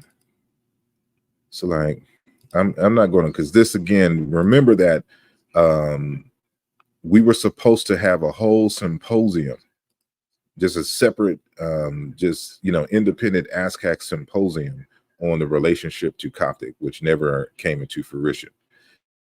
And said, and so let me stop sharing this screen so I can kind of show y'all what we're talking about here. So let's go entire screen. Boom. Right. Like, and I dealt with this again in the Nesubiti book, but here's just a small example of what I mean and why even modern scholars don't look at the, like, there's a single line. So like, so I'm sorry, let me go back. So this article here is dialects in pre-Coptic Egyptian, right? And you know, I still have issues with a lot of the things because they're trying to fit a, what did they say? Trying to fit a square peg into a round hole, right? And so because they haven't done a comparative analysis, they have no other, they can't generate any other hypotheses to be tested because they're basing it off of a premise that Coptic is in fact the last stage of a single continuum, right? So this article is written by where is this? Jean Wenan, a renowned Egyptologist and linguist. So here's a graphing that you can kind of use to see how he's arguing this day, right? And so the old model is that ancient Egyptian evolved like this: Old Egyptian, Middle Egyptian, Late Egyptian, Demotic, and Coptic. But what they're saying is that there was at least two primary dialects, and that Old Egyptian and Late Egyptian are a continuous stream, and that Middle Egyptian and Demotic is another stream, and that they kind of interacted and looped. And so like at the time of the Old Kingdom language, but then they were usurped by this Middle Kingdom group, right? And then when Middle Kingdom, you know, fell and the Late Kingdom came, that same, some, you know, group from the same dialect or population became, you know, spoke the more modern version of Old Egyptian, which is Late Egyptian, and that, but they got usurped again, and it out came Demotic. When Demotic, at least the script really is a Nubian script, and we should consider it a Nubian language. But that's all. And then the interaction of these two dialects, that these are really what's Coptic, what is Coptic dialect, right? And there's problems that I have with this analysis, and I kind of discuss it on, let me see. So this is the text Nesubiti, and this is where I first translate much of Jean-Claude Mboli's arguments for the English speakers, right? And I had Jean-Claude Mboli look over it, and he approved everything, so we're straight. So I represented his work well, and so let me, so chapter, I don't know what chapter 1 is, the linguistic framework. So I'm explaining Negro Egyptian according to Mboli, and what that consists of, and we'll continue down with my analysis. Let me see. Let me see. So there's a subsection I have here is Coptic as a separate language in Kemet, and I start giving the analysis of Mboli and part of the evidence for that, and then I give some contextual background for that as well. Let me make this a big screen so that y'all can see. All right. So let me make this bigger, right? So we talk about the whole two lands, how in Senecalus, if I'm saying that correct, as told to us through Manetho in the 3rd century, he said, thereafter Manetho tells also of 5 Egyptian tribes which form 30 dynasties comprising those whom they call gods, demigods, spirits of the dead, and mortal men. So they include within that pantheon, which is standard Africa, because dead kings and deities are also part of the lineage of the kings.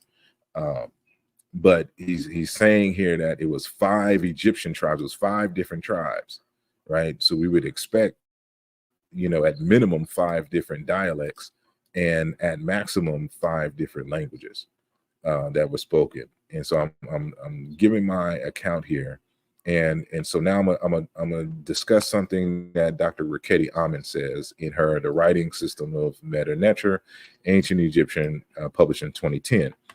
So she says there were many dialects spoken in Kemet all along the Hapi Itaru River, the Nile River. From time immemorial, Meta Neter writing was used to communicate by people who spoke many different dialects.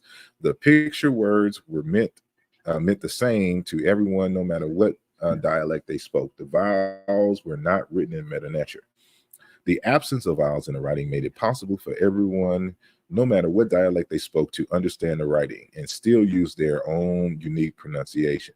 There were also temporal dialects. These dialects are commonly referred to by scholars as Old, Middle, and Late Egyptian and Coptic, which is the final stage of the language. Coptic had several dialects of its own, namely Sahidic, Bohairic, Fayumic, and Akhmimic. The grammar and vocabulary differed in these stages. Coptic is the only stage of the language wherein the vowels were written. So it is by way of Coptic and other related languages that we know something about original pronunciation of words. Coptic is no longer spoken, although it survives in the liturgical language of the Coptic Church. But now, in her essay titled The Unity of African Languages, Dr. Raketi says these designations, the Old Kingdom, Middle Kingdom, etc., however, reflect not so much stages in the development of Egyptian language per se, stages in the evolving political geographical history of the various dynasties. What Gardner called Late Egyptian was the dialect of Upper Kemet, with traces of which were already noticed in the Old Kingdom. And so this is why they think that the Late Kingdom and the New King, excuse me, the Late Kingdom and the Old Kingdom was one dialect. So if we go back to this diagram here, she's kind of reinforcing that argument. But the way that she's stating it is that there were traces in the Old Egyptian. That doesn't necessarily mean that this necessarily evolved from Old Egyptian, but that is something that we would debate at the symposium, right? What Gardner called Late Egyptian was the dialect of Upper Kemet, traces of which were already noticed in the Old Kingdom. In Upper Kemetic sites, in dynasties 6 through 11, the vernacular called Middle Egyptian was predominant in Kemet. During the first intermediate period, this dialect spread northward. By the late 11th and early 12th dynasties, so-called Late Egyptian forms occurred on all types of monumental inscriptions. When the Nubian regime regained power in the 25th dynasty, the vernacular Upper Kemet spread with the establishment of the new kingdom. Amenhotep II composed a letter to his viceroy in Nubia, and in it he used what has come to be called Late Egyptian. In other words, his language was that of Nubia and Upper Egypt, which is why I say that the Demotic is really the Nubian language. And so you got to remember, like when the Egyptians say that, you know, somebody in the Delta couldn't understand somebody in Elephantine, now these are different languages that were being spoken here, right? And so I even cite, who is this? Lupriano? No, I want to cite, who do I want to cite real quick? James P. Allen. Hold on, no, not do I want? No, I want Edzer. Is it the chapters divided into main parts? Yeah, so, but you know, and there's debate on this model here. So this is just one model, but some people argue that Old Kingdom and Middle Kingdom are the same dialect versus Late and Demotic going into Coptic. So this is just one argument. So as Ruth Kramer of Georgetown University noted in her article Egyptian in the text Semitic and Afroasiatic Challenges and Opportunities, the chapter is divided into two main parts: a grammatical sketch of Old Egyptian and Middle Egyptian, and a grammatical sketch of Late Egyptian, Demotic, and Coptic. As expected, Egyptian underwent significant changes over the 4,000 years it was spoken, and the most severe shift occurred between Middle Egyptian and Late Egyptian. Old Egyptian are thus grouped together as earlier Egyptian, whereas Late Egyptian, Demotic, and Coptic are grouped together as later Egyptian. Right? So you have two conflicting models here that are being argued in these peer-reviewed texts in terms of the evolution of Coptic, and what they're showing is, and this is one of, I cite Christopher Ehret. Let me see. I cite Diop there. No, I gotta, because this is something that you gotta understand. It's impossible for Coptic to be the result of two largely distinct dialects, you know, or languages that were being spoken in Egyptian. I mean, excuse me, in ancient Egypt. So let me go back up to, let me find. So yeah, so here's Christopher Ehret here. And so he's speaking in the book African Languages and Introduction. He says, in discussing the nature of language change, Ehret goes on to state, it consists of the slow progressive accumulation of many small changes in vocabulary and grammatical usages and in pronunciation. As time goes on, in the special case of linguistic divergence, a language begins actually to undergo different changes in different parts of its speech territory. These divergent courses of change lead at first to the emergence of different dialects of the language in the different areas, and then over a period of centuries to evolving these dialects into distinct languages no longer intelligible to each other's speakers. The methodic metaphor of linguistic relationship and divergence is an apt one in most respects. The most important insight we discover is that the mother language diverges into its daughters, right? Just as the microscopic mother single cell in biology splits into its own daughters, the proto-language does not give birth to its daughters and remain distinct from them. That's something you have to know. It evolves directly into each of its daughters as part of a continuing historical process. It becomes its daughters,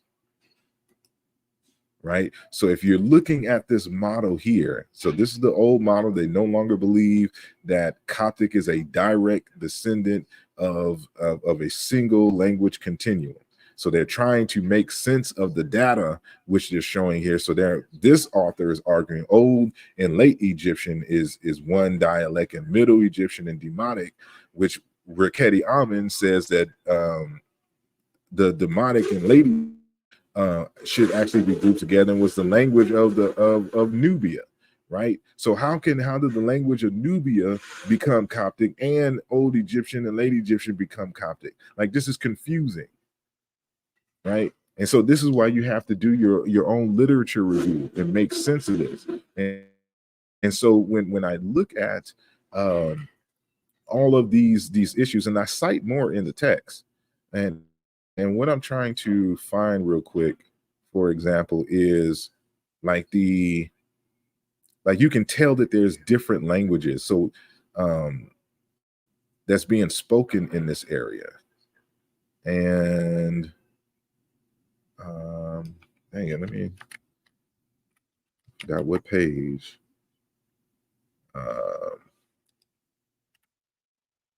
Let me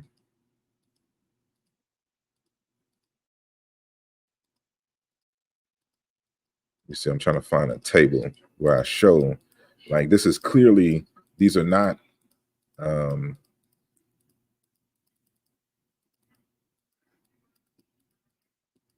because there's too many of the basic vocabulary. There's too many words for the basic vocabulary. But I made a table for that that now I can't find all of a sudden. So let me just do that, make it a little easier. Is it? Nope.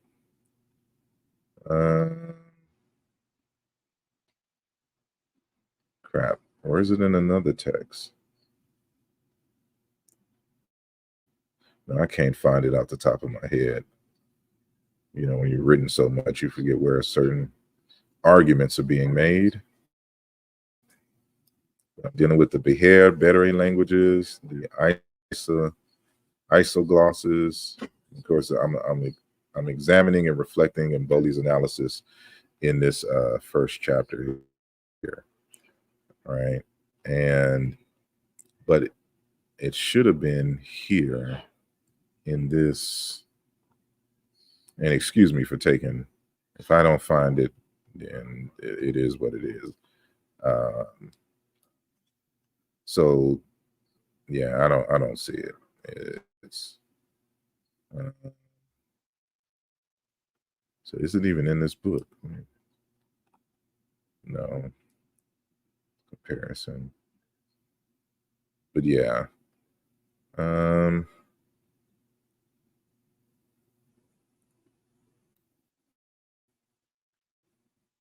Yeah, I don't see it. I'll be searching here all day. I have this bad habit of, like, I don't like to stop until I find what I'm looking for. I can't. That's not a good thing on a live. But I'm hoping that, you know, that makes sense. Whoever I was responding to earlier, and on the Coptic situation. So it's a bit more nuanced than what we can cover here. And so I would have to organize it, which I already did, not only in the book, but I also did a particular show on it. And so they don't know, they're still arguing and debating how to classify, and if these are different languages or if these different dialects and the like. But let's continue with Kamji verse. So I'm going to play his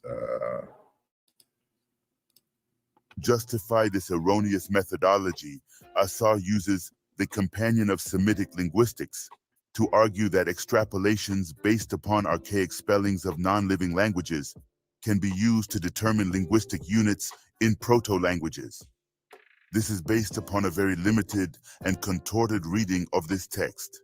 Further on in the text, the author mentions that such extrapolations have limitations, and it is not always possible to use them in forming chains of linguistic inferences or convince scholars of their validity. The reading traditions are also problematic because they are often established when these ancient languages are going extinct and reflect the limitations of the speakers of modern languages carrying on the tradition. Ultimately, scholars must be extremely careful in using any phonetic evidence from languages not spoken today. Now let's examine his sources. The first one is by Campbell. The quote says that both the comparative method and internal reconstruction lead in the same direction in uncovering features further back in time. The passage references using the comparative method to analyze.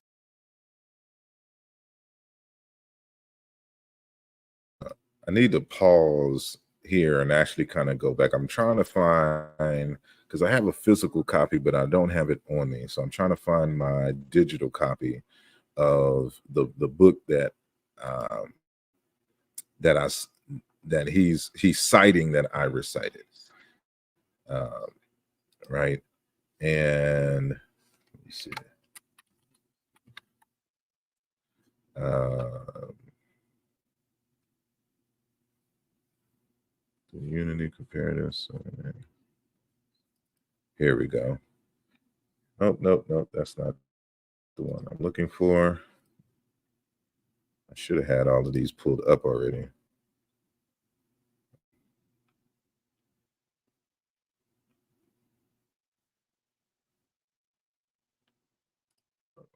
Go back to do the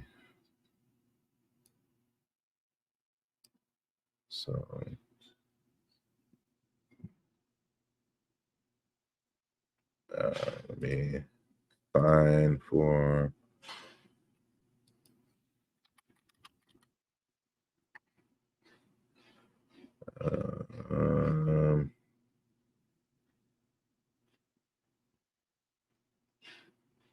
I have too many texts. I really do.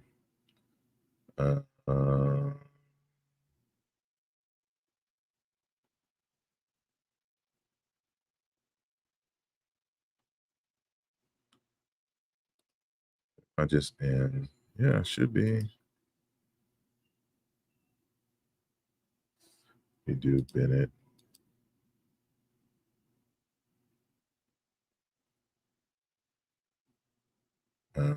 Y'all bear with me for a second, because this is something I have to show you, because he misrepresented the argument and the purpose of even bringing out that source. And this is the same source that I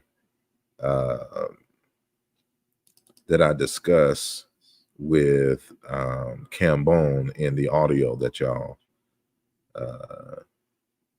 seen. And why the hell I can't find this dang? Because I know like I took some, this is going to have to do, because this was the point. So let me share my screen and reshare it like that. I wish you could share multiple screens. So this is the text. I have an actual copy, but when I was having this discussion before, I didn't have an ebook copy, so I just have my my physical copy. But this is a copy of the text. It's Comparative Semitic Linguistics, a manual. The importance of this text here is that this is what they use in linguistics departments for teaching historical comparative linguistics utilizing the Semitic languages. So it is a manual on how to do comparative linguistics, right? And so I didn't take pictures of all of it. I just took pictures that I needed at the time. But the point of what I'm showing here is that these are exercises for you to do the reconstruction. So paired reference, lexical statistics, and subgrouping exercises. So you would get these languages here, and you would go through this Swadesh list: after, all, ask, be, etc. But notice the languages that are included in this group. Let me close that and make this a little bigger so that y'all can see. So he has East Semitic, Akkadian. Akkadian has no living representation in modern times. It is a dead language. It only exists in writing. Ugaritic only exists in writing. Hebrew technically is a dead language, but they revitalized it in modern times, and it's the only language that has been successfully revitalized as a living language, for example. And if you have epigraphic South Arabian, this is a dead language, right? And so the issue here is that these languages are included. So these are the abbreviations. So if we include, just look at Akkadian and Ugaritic. So Ugaritic, you see these here? These are the transliterations of the scripts. These are not reconstructed IPA values, right? And they're used and assigned to you if you take this course for reconstructing. So if we want to reconstruct the words for after in Semitic, this is included in the data set, right? They don't know what Akkadian sounded like. They'll never will. They don't know what Ugaritic sounded like. You can't. Nobody has built the time machine. Maybe Cambone has. Maybe Cambone and Kamjiverse and Neternev and everybody else. They have the secret time machine that everybody that they only use, and they went back and recorded ancient Egyptian and all these dead languages. Maybe they know what it sounds like, but no one knows what this sounds like, right? These are based off of conventional orthography, and it is used alongside all the other attested living languages here, and they're doing reconstruction processes. So this is what I was going to show him if my video camera was actually working, right? And to a certain extent, that includes the graphics of the text. Let me see, of the script, I should say, right? So like you see here, it includes the scripts. So not only the word, so like here's Akkadian, so Warki and Akkadian, so it includes the script and then a transliteration of the script. This ain't IPA. Right? Same thing with Ugaritic. This is a dead language. So when he says that there's no linguist, there's no person that would just start comparing a dead language to a living language, this is why demonstration beats conversation. You don't take anybody on their word. Show me the process. Don't do what Brother Unc tries to do, because he'd be misrepresenting stuff, just asking for a citation. No, anybody can say anything in a text. You ask for the demonstration, because demonstration beats conversation. Your argument is nobody uses the dead language and the non IPA transliterated values when comparing. So how did they get to Proto-Semitic? How did they get to Indo-European? Because Sanskrit isn't spoken, Hittite isn't spoken, Gothic isn't spoken. How did they include that in a Proto-Indo-European data? Make it make sense. So what we're finding in this community is a lot of hypocrisy. And so, you know, I show y'all every time. And if they got a counter, you had the opportunity, and you'll still have it. I might even open it up for anybody to come. Prove me wrong. Show me the source materials wrong in what I'm saying here. Show me that Obenga, that this isn't Obenga's work where he's using transliterations and comparing it to modern African languages.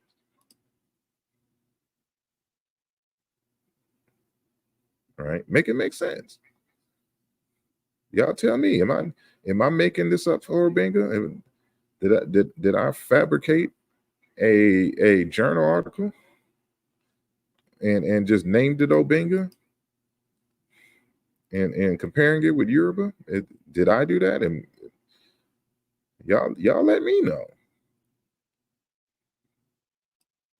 Did I make up this book here? Did I write this book just so I can mess with Cambone and right?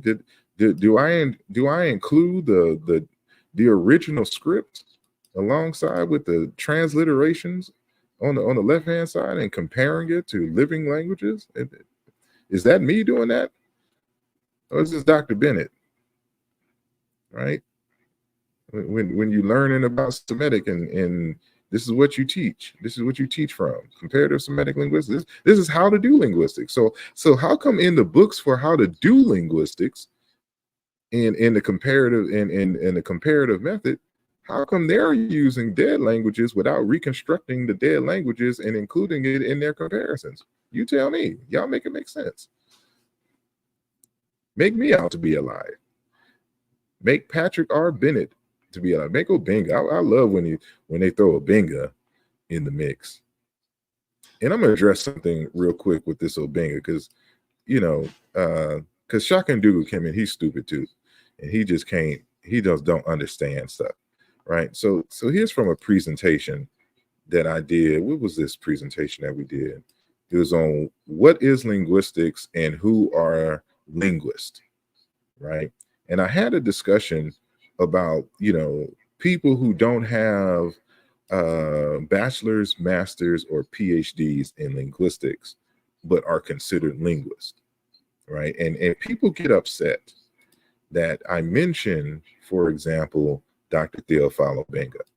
And so, you know, he just did a show where he's citing the San Francisco State University website, right? And talking about Obenga's credentials. And this is going to be my last time addressing this, because if y'all don't get it at this point, y'all just stupid, and I can't help you, right?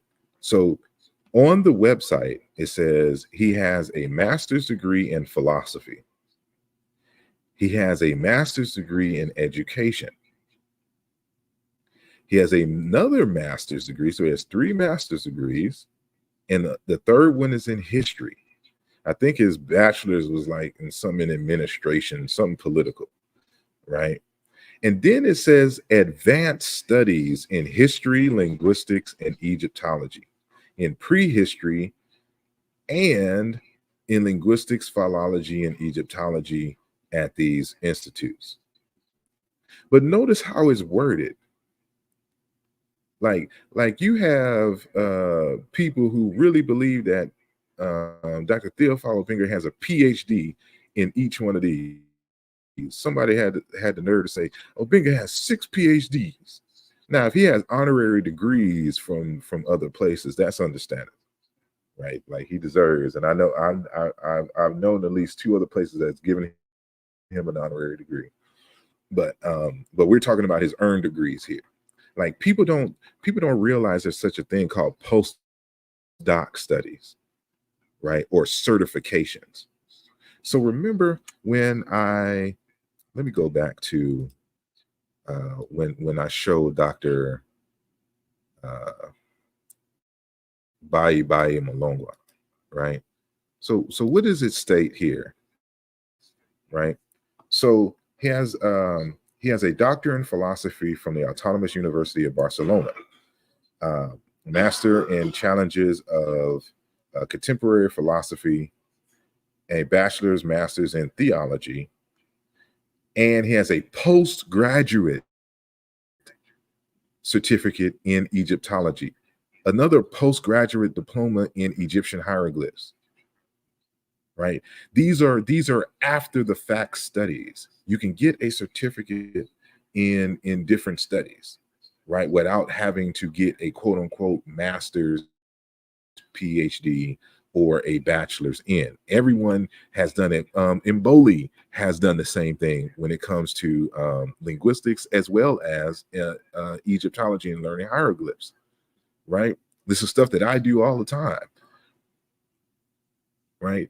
That's what this is. And so when you're reading about Obinga, for example, these are postdoc or just extra courses in the study. He does not have a degree. He does not have a PhD in Egyptology. If so, what was his dissertation about? He does not have a PhD in linguistics. He does not have a PhD in philology. These are extra courses that he's taken, postdoctoral studies. Even during times of his master's, he would take courses, but they didn't count as a degree. Like, he doesn't have a master's in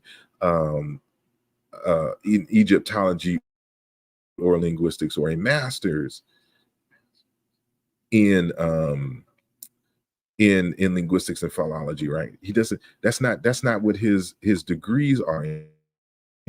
But they never name on the website what his PhD was in. You have to come from another source here. So there is. I took a screenshot of this article here: Past Afrocentricity, Reassessing Cheikh Anta Diop's Place in the Afrocentric Frame. African writers have been marginalized and grouped as Afrocentrists, but for all Afrocentrism's rage against the last 500 years of European hegemony, it is itself dogmatic, right? So this is written by Lafayette Gaston. This is an important text here, right? And this was published in 2009, right? So in this section of the text or whatnot, of the article, he starts talking about the quote unquote Dakar school. That's the Diopian school, right? That's the same school I come from Mboli, from Mubabinge Bilolo, Oscar Pafuma. We're all part of the Diopian Dakar school. That's what we are, right? And so the subsection is Dakar school, the building of an African cadre of Egyptologists. In it, he states the foremost of Diop's students is his protege, Theophile Obinga. Obinga and Mbochi first learned about Diop's work in the 1960s. Meeting him through friends while studying at the University of Bordeaux in France, the two eventually became close, sharing ideas and traveling together.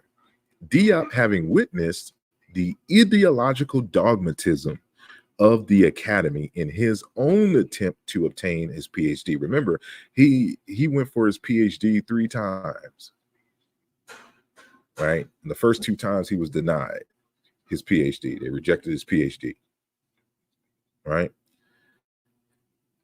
So having that experience already, when it came time for Obinga to start his graduate studies and to obtain his PhD, Diop advised Obinga to concentrate on a topic that was less threatening.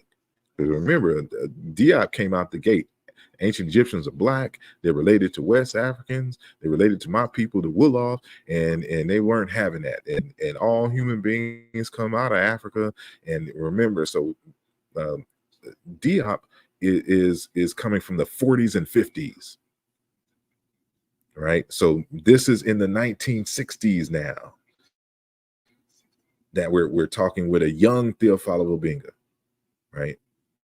So thus, so he advises him to concentrate on a topic that is less threatening. Thus, after having studied at the Geneva University, Obinga studied both Egyptology and linguistics while at the Sorbonne. So he was taking courses at the Sorbonne. He didn't get a degree. He took classes at the Sorbonne in linguistics while after he had studied at the University. He got certificates, receiving his PhD in history. His dissertation was written on the Kingdom of Congo. His dissertation wasn't on Egyptian philosophy. It wasn't on Ma'at. It wasn't on Negro Egyptian. He wasn't comparing ancient Egyptian with the African languages and making an argument. That wasn't his dissertation.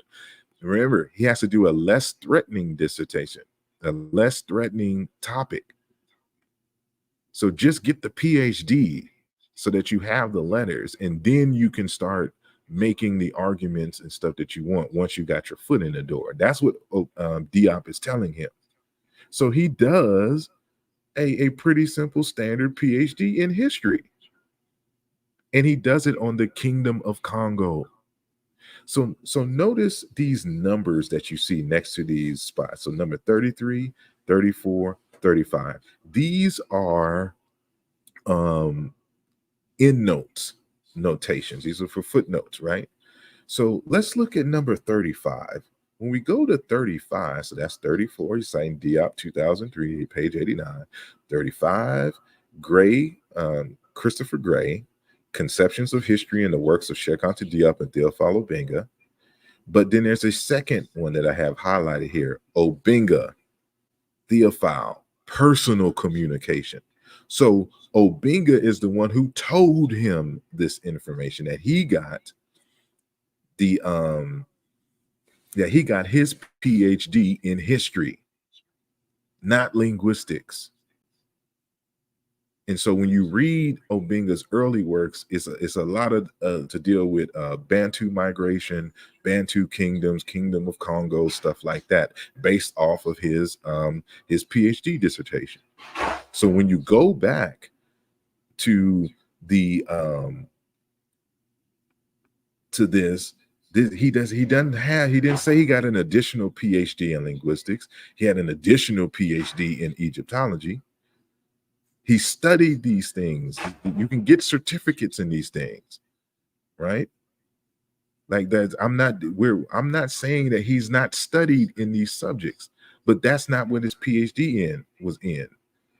That's why when he got to San Francisco State, he was teaching in African American studies, in African studies. He wasn't teaching in the Department of Linguistics, and he wasn't teaching at the Egyptology department, because that's not what his degrees are in. He has additional postdoc studies in very, just like Bilolo. So Bilolo takes after Obenga with all these additional certificates in schools. But as far as bachelor's, MA, and PhD, none of them are in linguistics or Egyptology. But he is a bona fide linguist, and he's a bona fide Egyptologist, period. And so when people try to make these arguments against me for not having a linguistics degree, it shows the hypocrisy of them, because Cheikh Anta Diop, his BA was in philosophy. His MA he got 2 MAs in chemistry, and his PhD was in cultural anthropology, not linguistics, not Egyptology. Christopher Ehret, all of his degrees are in history. None of his master's, PhD, or anything is linguistics or anything, but he studied linguistics because it is a tool that you use in history. So my teacher, Dr. Karen Kleiman, who this was her advisor, Christopher Ehret. You know, this is what she taught us, using linguistics as a way to recover history. We had to study Vancina's works, and of course Christopher Ehret's works, and a whole bunch of others. So Roger Blinch, the same person that said Bantu is not a family, his master's is in social anthropology and his PhD is in social anthropology. Right? Joseph Greenberg, no degrees in linguistics. but everybody is fighting over a linguistic contribution that he made. He's an anthropologist, and he says so in this article here that he wrote on being a linguistic anthropologist. This is him talking about himself. So he says, from the foregoing account, it should also be clear that I did not have any coherent training in linguistics. I became an anthropologist by training, but to a large extent, I made myself into a linguist. Paradoxical as it may seem, the absence of an organized program in linguistics turned out, I believe, to be an intellectual advantage. It meant that I had no fixed emotional or intellectual commitment to the structuralist approach which dominated American linguistics during an earlier period of my career. So everybody else can make themselves linguists and have other interests when they went to school. But here comes asarimhotep. Oh, nigga, you ain't a linguist. You ain't got no degree, peer review, just all kinds of excuses here. Linguists recognize me as a linguist. At Columbia, from the first, I gave courses in such topics as language and culture and linguistic field methods. At Stanford, I participated actively in linguistic activities. When I arrived, it was only a program without an undergraduate major, but it has since developed into a full-fledged department with an undergraduate program. So not only did he not train in linguistics, he set up the linguistics department. And so this is why I can't take you guys serious. Y'all just want to be contrarian for no reason and get so emotional and in your feelings, not understanding that the fact that Diop and Obinga and Mboli, for example, did not degrees, and Christopher Ehret and Joseph Greenberg and Roger Blinch and countless others who did not pursue degrees, PhDs in linguistics, but have made major contributions in the linguistic fields and Egyptology fields, etc. Because when you go to school, you don't go to school to memorize stuff. You go to school to obtain a skill set on how to do research. And this is where you guys fall short. So I just had to make that known. But watch Shaka and Boo Boo Kemet is going to still make a video and not understanding that and swear that, you know, he has these degrees. So just show us the dissertation in those fields and where it says, you know, it has been defended and approved for letters in linguistics or Egyptology. He took courses. Everyone takes courses. All right. So with that said, because I don't want to belittle it too much, because it's the rest is just stupid, because he doesn't understand the nature of the arguments. And so we already debunked all of this anyway, by showing Cambone doing exactly what he's stressing that other people can't do, as well as in Obinga. So what I'm going to do is, in this last 30 minutes or 40 minutes, I am going to open up the chat. Open up the panel, and I'm gonna put the link in the chat if you want to join panel.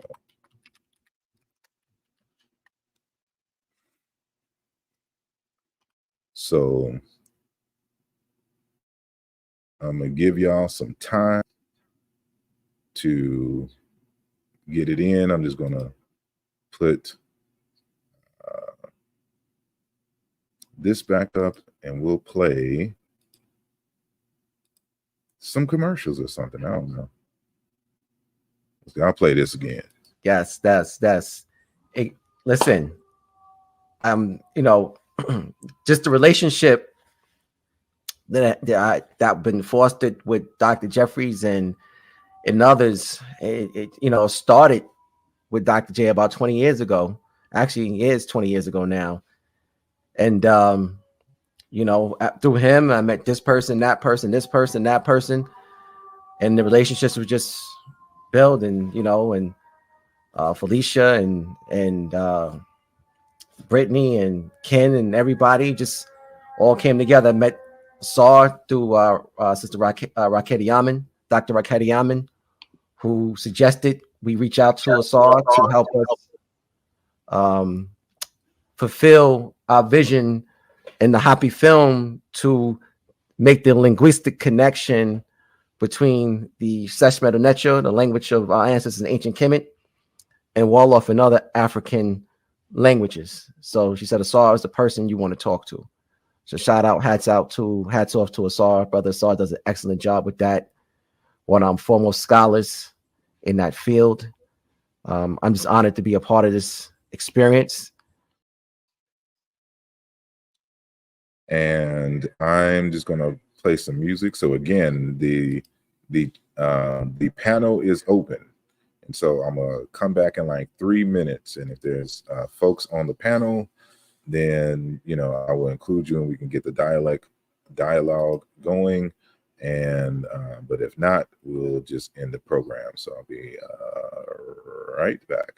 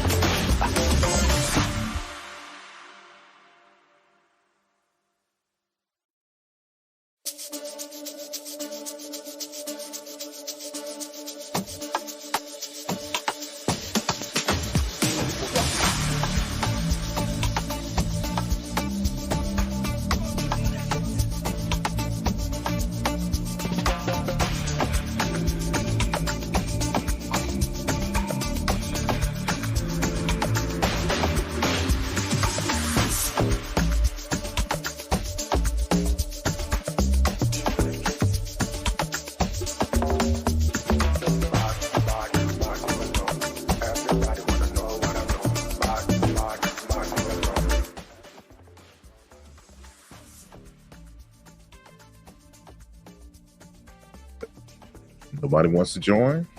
This is the open forum. When y'all just want a separate show for the open forum, y'all let me know. Because I have one scheduled, but this is your opportunity. There's too many. I have to scroll up. Let me see.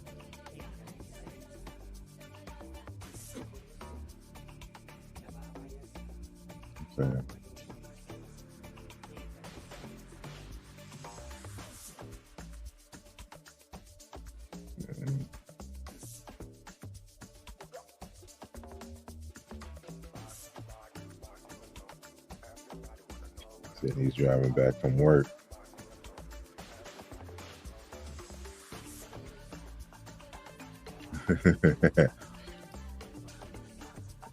Free peace and blessing. Yeah, I ain't been on Egypt search in a while.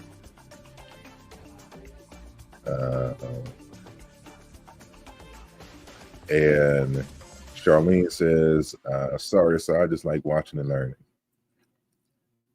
You know, watch. I mean, this is an opportunity because you know they watching, and as soon as I stop the show, it's going to be a 6-hour video talking about the stuff that I'm talking about. You know, and Donnie Williams always just wants some BS in the chats. Let's see. 42 tries or bomb.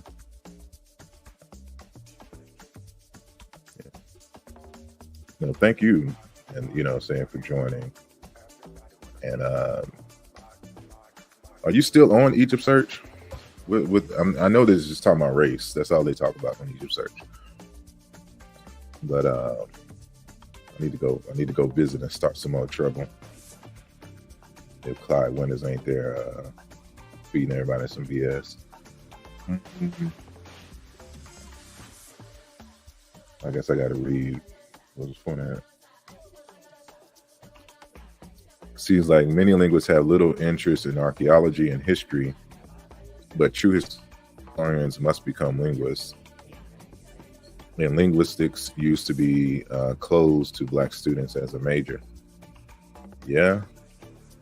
As a matter of fact, this is something that Shamarka Keita, when he was at the Check Out the Diop conference, was talking about. Like, we need more people who are trained in archaeology, in geology, and things of this nature, as well as linguistics to contribute to the field of Africana studies, because most of Africana studies and now is more so like policies, race discourse, culture type stuff. But when it comes to these particular fields,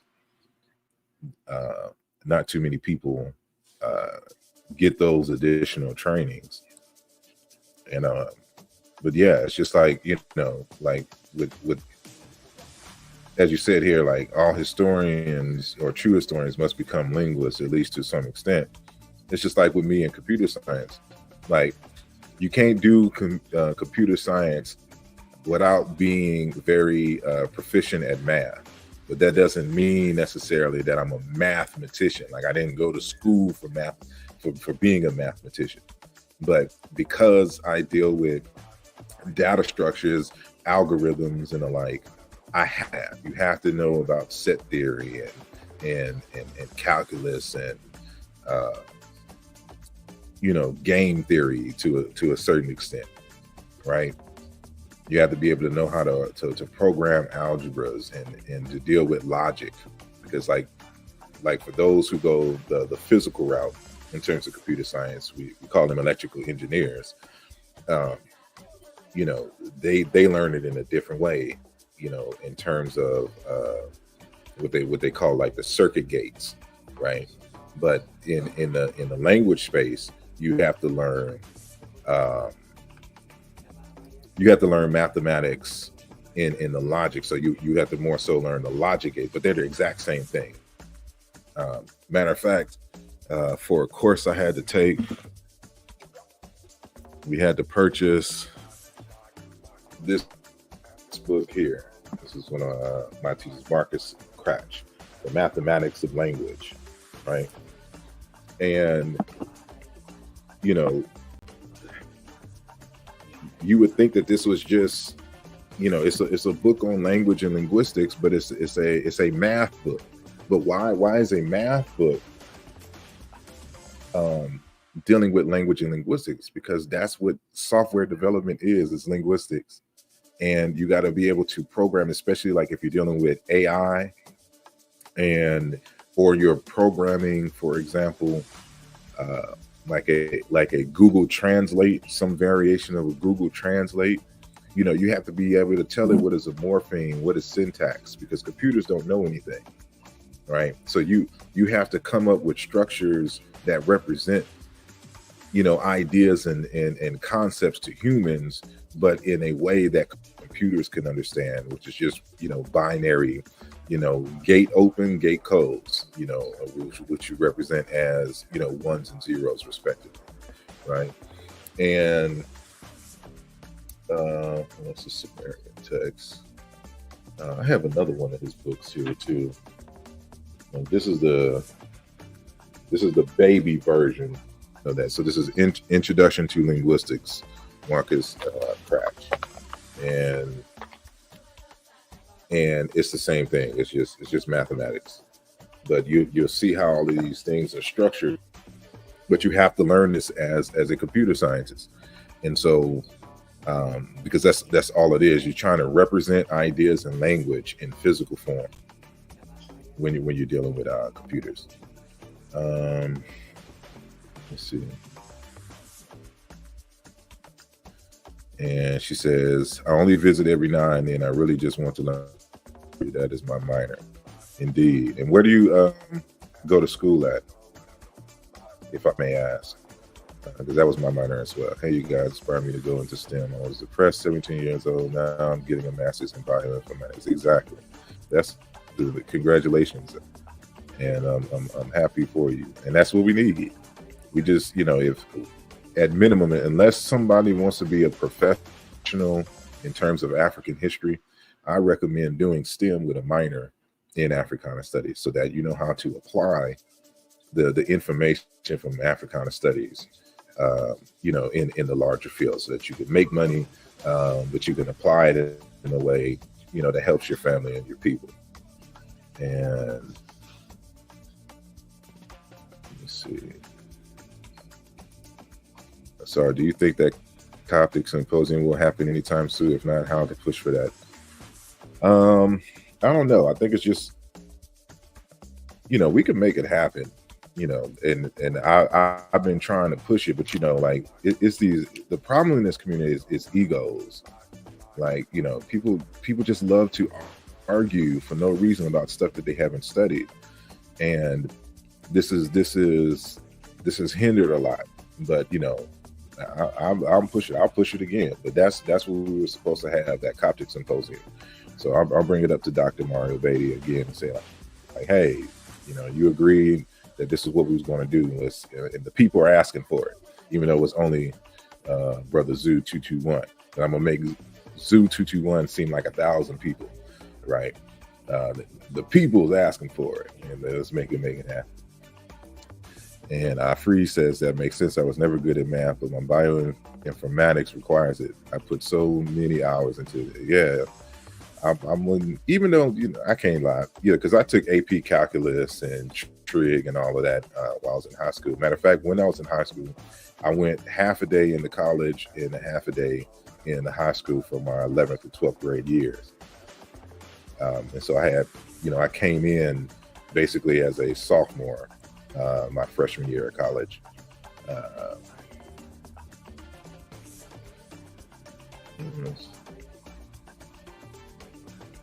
See, Donnie Williams, this is why I don't respond to you, because you have comprehension issues. Where have I ever said that I was a structural engineer? Make it make sense. I attend Kennesaw State University. I appreciate it. I'd love to hear about you when you finish. Please stay in contact.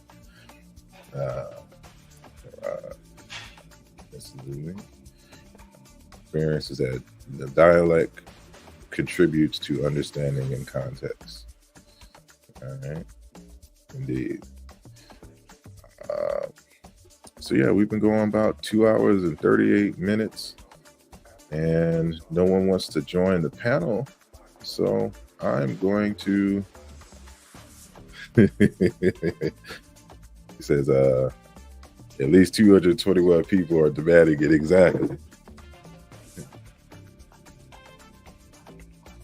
Is it worth learning college and languages written by European scholars? I don't know what you mean necessarily by that, but there are Africans. Matter of fact, when you're the primary text that you're going to look at, and I wish, because I just had it in my hand, because I went to my my storage the other day, and I had in my hand a linguistic collagen language book, right? But it was written by a native collagen speaker who got his PhD in linguistics. So there's work written by Africans on their languages. So I would seek those out. But if collagen is a kind of a difficult thing to grasp, if English is your only language, but you know, I recommend it. We need more scholars to study that language for comparison purposes with like ancient Egyptian, and so I would recommend it.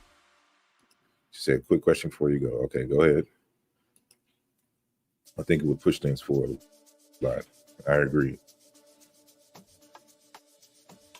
And just wait on Afri's question before ending the conversation. And I will join the panel, but I came in pretty late. My questions are you familiar with the supposed Queen of Sheba? I'm sorry, the Queen of Sheba burial site in Nigeria.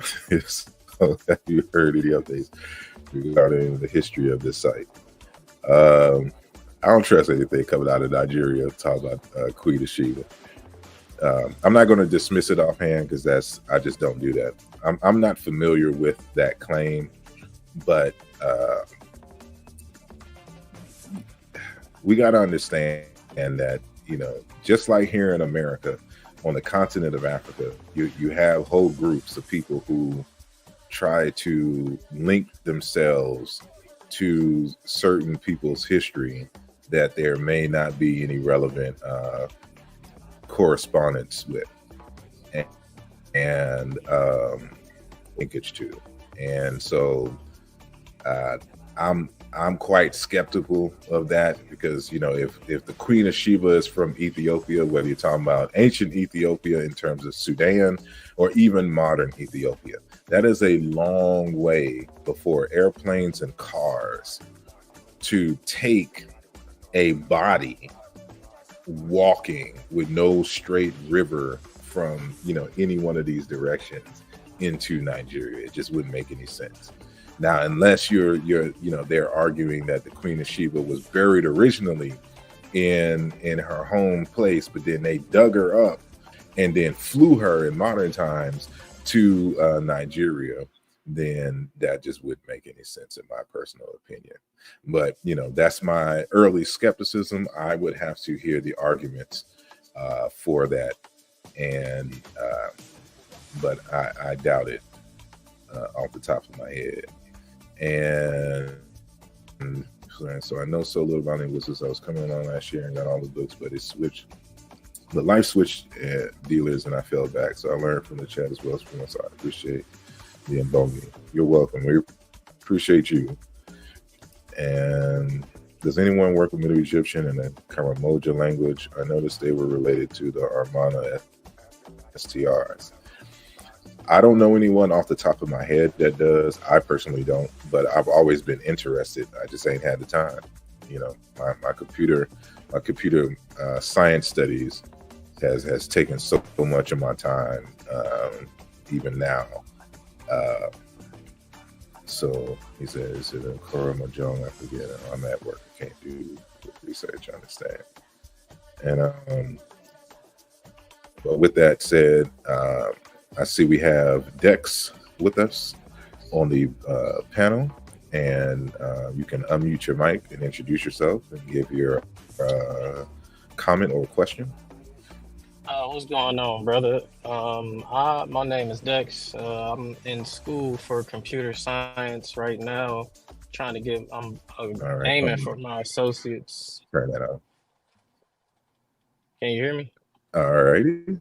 Yeah, I can hear you. Go ahead. I just had to turn the music off. I was just saying I'm aiming for my associates, and I plan on transferring into a bachelor program for computer science, and I'm aiming towards the data science aspect of it. So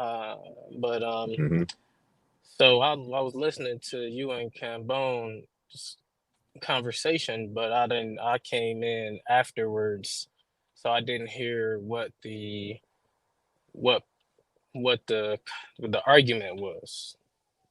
And Okay. I do know that he studies linguistics also, and it was like I was following him a few years ago, but I guess I got interested in other scholars and stuff.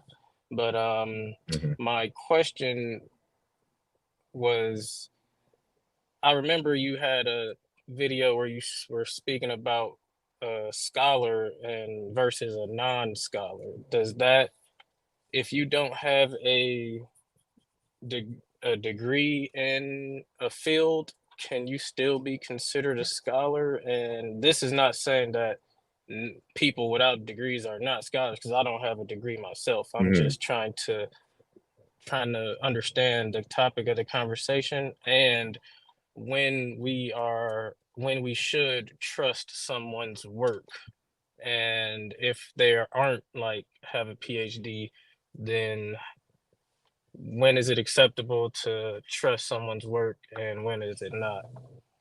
And also, I I'll see. let you answer that Hold on. first. Let you answer Yeah. that first. So, I am not of the camp that you have to have a degree to speak intelligently and even to do scholarship, on the subject. It helps, like the degrees are for um, various purposes. Usually, like when people just, get master's degrees, is for jobs, right? When you get a PhD, it's for two reasons. You want the ability to be able to teach at a university, um, and you want to be a contributor, a major contributor, and become an authority on a particular subject. So when you see someone with a PhD, people think that a PhD means that they, know everything about the field, and that's not the case. Their research is very narrow. It's a particular subject. So when somebody says, that so and so is the authority on such and such, that's literally because that's what they wrote about. They're an author and made contributions in the field on that particular subject in a very narrow way. So you can be an Egyptologist, right, in general, but your PhD dissertation was on representations of turtles in New Kingdom temple art, right? So if you are an Egyptologist and your dissertation was in New temple art with the presence of turtles, that does not necessarily qualify you to speak intelligently about linguistic matters concerning the ancient Egyptian language. It's a totally different field for which you would have had to study. Now, the getting a master's, getting a bachelor's, getting a PhD, these are just different levels teaching you how to do research. You can take that skill set, even though your particular PhD dissertation was on turtles in New Kingdom art in ancient Egypt. You can take that same skill set and apply it to new research questions in a totally different subject. It's not about the degree per se. The degree is just there to tell you that you completed somebody's program. What matters is the skill set that you developed in that course of time. Now, you can do that, that's the most, because people will focus more when they're spending their money to get, information and knowledge. Because all of this stuff is freely available in modern times on the net, even in more older times in libraries on research methods and stuff to this nature. But you would have to be a very disciplined person to go through that. So what a lot of us do in this community is we'll just take a book, right, Let me see a random book that I have that's not super, right? Let's just take Prayer in Africa, right? So they'll read this and be like, you know, they got knowledge on something. It's like, you know, but this is the result of a research process. They're not getting what you rarely find is people getting, for example, in their home collection, African Voices, an introduction to the languages and linguistics of Africa, and going through every single chapter, answering the questions that they have at the end of the chapters, writing essays for themselves with no grades because they want to learn a new skill set.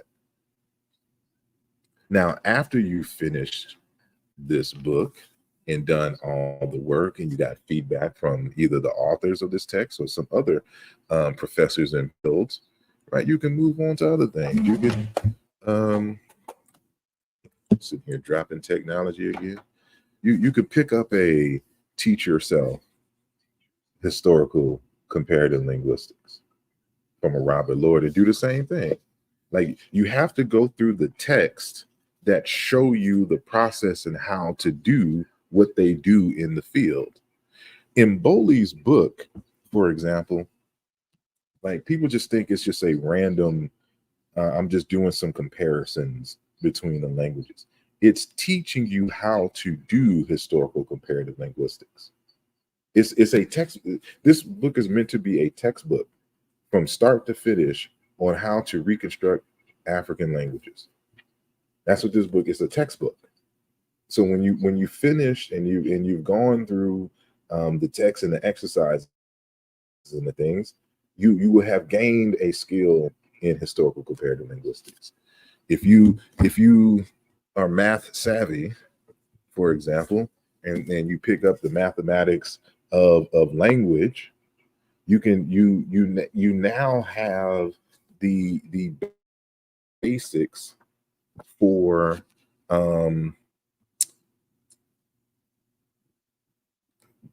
because this doesn't teach you coding. This is kind of the logic behind the code that we code. So this is a different level of text.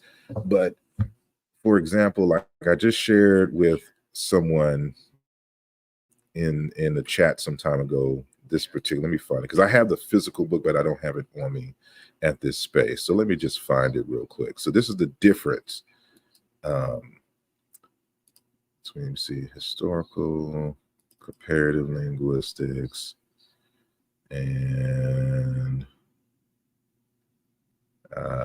let me see, like, for example, let me pull up that and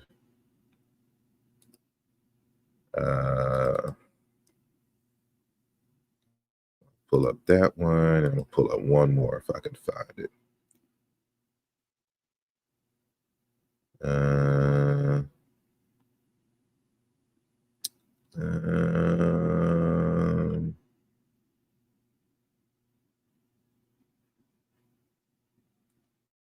This is one book. Please forgive my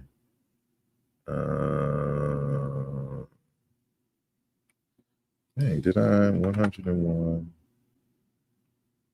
Here we go. Right. So I'm gonna share my screen so you can see, like, the text and stuff that I go through. I have basics that I took at certain universities, and then, you know, my mentors and stuff, they would assign me texts, and I would get them, and of course I always double up and get the ebook version. So when I'm traveling, so let me, so y'all see this physical version that I have here, and so even Obinga's text, not that. Well, I had it up there. It's a book on historical comparative linguistics. That's the objective of the text. And so let me close these out real quick. And so, like, you know, you got to find the books that has the methods the research methods and language variation and change. And you go through the assignments and and read the entire thing. Like, people don't read whole books anymore, right? Learn how to do lexico-statistical analyses and charts and R and stuff, and be able to present these things, right? You get books like Research Methods in Linguistics. This is why I can't have certain discussions with folks, because they're not reading these texts and want to tell me what the methods are, right? And I can go into any one of these books and tell you, but they can't go to any books and tell you what it is. So this is a good book. So this is 100 Problems and Solution in Historical Linguistics, right? It's just, the whole entire book is an exercise on different problems in linguistics, and you are to do your reconstructions. So here's a relationship problem, genetic relationship, to teach you how to do that. Here's the instructions or questions. And if you get stumbled on this text, if you go to the back, it has the solutions. So I would, of course, avoid going to the back. You want to see how good you are. But these are the texts. These are one of the texts that I'm preparing to use for when I do the introduction course on historical comparative linguistics, right?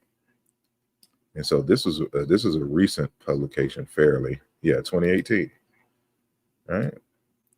So like it's these texts that you just learn. It's a skill set that you get, that you can do if you put in the work. Now, how are you able to evaluate other people's works? Once you start research methods books, you'll start to pick up the acumen on judging if somebody's works are right or not, because you're looking at how they frame their arguments. There's going to be a methods section if it's an article form, right? Especially a journal, or at least a journal article form. It's going to be well cited. It's going to be clear and concise. They're going to be defining terms that are not common if they have like a mixed audience, for example. And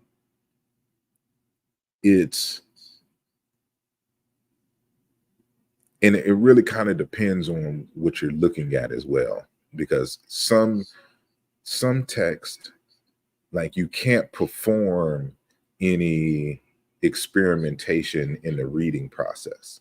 So like with historical comparative linguistics, you can look at the text and verify via the text if it's sound or not. But if we are measuring, for example, the rate of decay of isotopes in a particular fossil find, then of course, unless you have a lab in your backyard, you aren't able to verify it. So you're going to have to learn the terminology. You're going to have to kind of trust that what they said in their methods section and how they describe their process, that the results are in fact right and exact. Now, other scholars who have access to laboratories can reduplicate these things and see if there was a reduplicability factor in this particular type of experiment, right? But if you're dealing with mathematics, for example, you can do the math right there and verify if they're full of crap or not.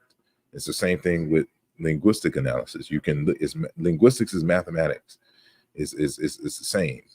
So you can do it, you can prove it on the spot, but they have to be able to show you their work. The better that they show you the work and how they came to their conclusions in a logical and ordered fashion, the better the quality of the text. But what determines what is good or not you need to read the research methods books for that field. I got you. So I did notice in the conversation towards the end, you asked like a specific question, and it seemed like someone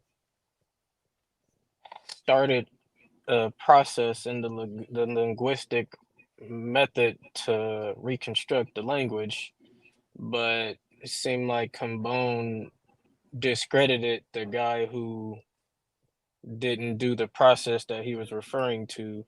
And once you asked him to show you a guy who did go through that process, he didn't show you a guy. So No, I'm sorry, go ahead. that guy who actually you were citing,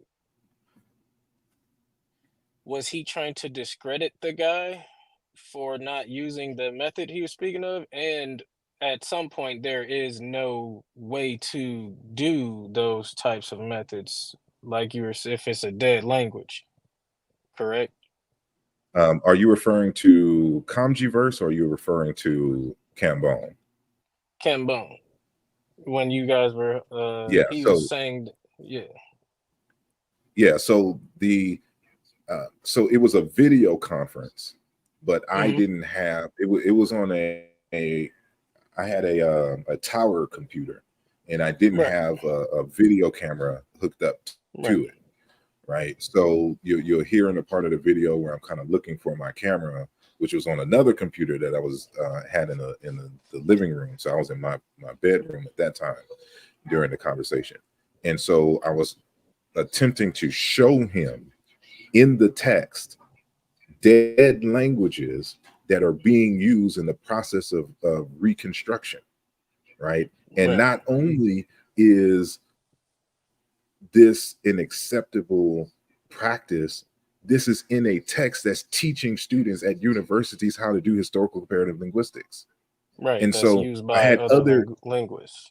exactly. So I have Right, other examples in Indo-European languages, textbooks teaching you how to do historical comparative linguistics, and they're using in their analyses dead languages right, that they, and in each one of them, and again, this is why you always read from the right to back. beginning to the end, because people try to trip you up that way, because a lot of people in this community, they like to do a Google search, and then what pops up in Google Books, they'll kind of copy that and read it, and then try to use it for an argument, not understanding the context for which the discussion is having, right? So you want to make sure that you read the entire text.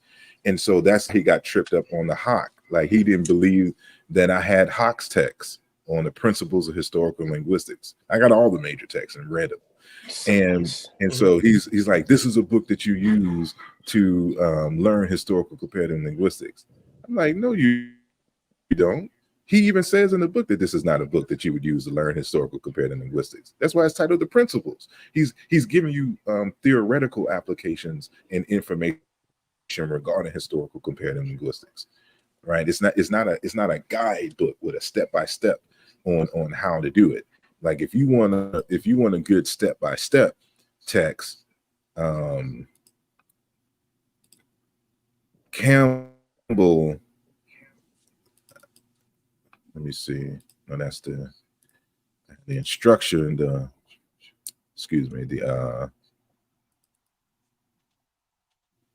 here we go. So like this would be a good text. Like, if I'm showing, or if I'm trying to teach a historical comparative linguistics class, right? This is one text that I would, possibly assign. So this is Lyle Campbell, Historical Linguistics and Introduction. It's not just a, and this is the wrong version of this. Let me see. And here's a good book as well too, that you can find on Amazon pretty cheap. Is How Dead Languages Work. All right. And so, like, a good question that you can ask is, how do we, because essentially what Cambone is arguing, whether he realized it or not and will admit it, is that the ancient Egyptian language has not been deciphered, right? And so if it is wrong to compare the transliterations to living languages, how did they come to the conclusion that ancient Egyptian was an African language?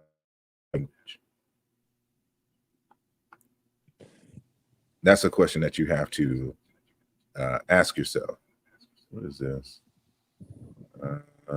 Language documentation, historical. No, that's not what I want.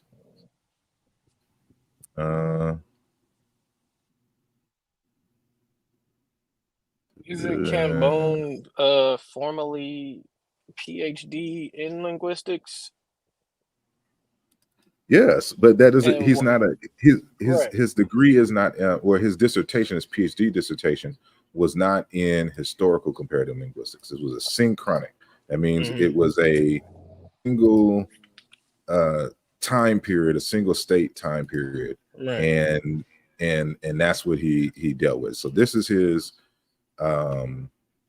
his master's thesis right here, and so this has some quasi comparative work because he's only focused on the first consonant in comparison between two languages, and so there's no serious reconstruction in the entire text, right? So he just kind of lays the groundwork. So usually with your masters, they're just trying to see if you know the basics to do more deeper research, right? And what is this?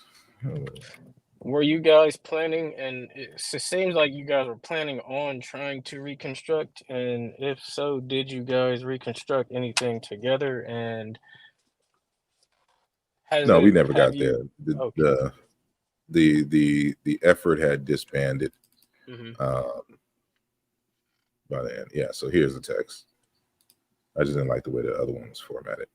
But this is a textbook on how to do historical comparative linguistics, right? And so you have a step-by-step process in doing it, and all the issues involved, explaining sound changes, how would you issues of long distance comparisons, it has exercises, right? Linguistic classifications, how to do all that other kind of stuff, right? Like, so this is a good text here if you want to learn. Now there's more, even because this is more so like it would appear like a graduate work. Let me see.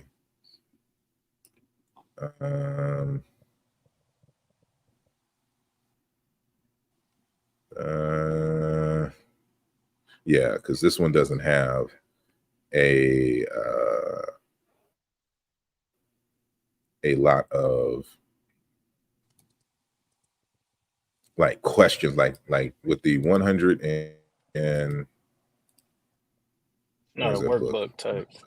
Yeah. So that one, like it gives you the workbook, and it's just a bunch of questions, essentially, and then you have at the end of the text the explanations, to the answers of the text. So it's not a text like that per se, but this one, the 101 problems and solutions in historical linguistics, like this is a text where that you would get that you want to learn the process.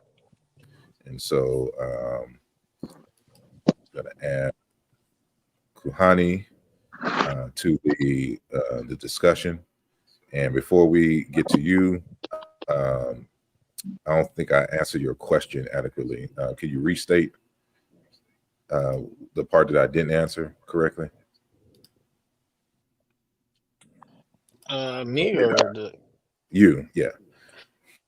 I was gonna say it lost me, but I was getting to the point of I was in the last stream with the homeschooling, and you spoke about languages that we should learn. and the practical uses for it. And you were referring to Mhm. like remaking a keyboard in Swahili and basically practical uses for learning the language. Would there have been any practical use that would be an advantage over a Swahili if you and Kumbone or any scholar and you guys were able to come to reconstruct old Egyptian language? Would there be an advantage? I don't necessarily know it would be an advantage. It's just for historical kind of issues of agency, Mm-hmm. you know, in terms of learning the classical language. Right. So like Europeans had their classical languages in terms of Latin and Greek. Mm-hmm. So for us, it's ancient Egyptian, Moradic, right? Right. We get Moradic deciphered. But in terms of the modern language, we need a modern lingua franca that is relatively simple to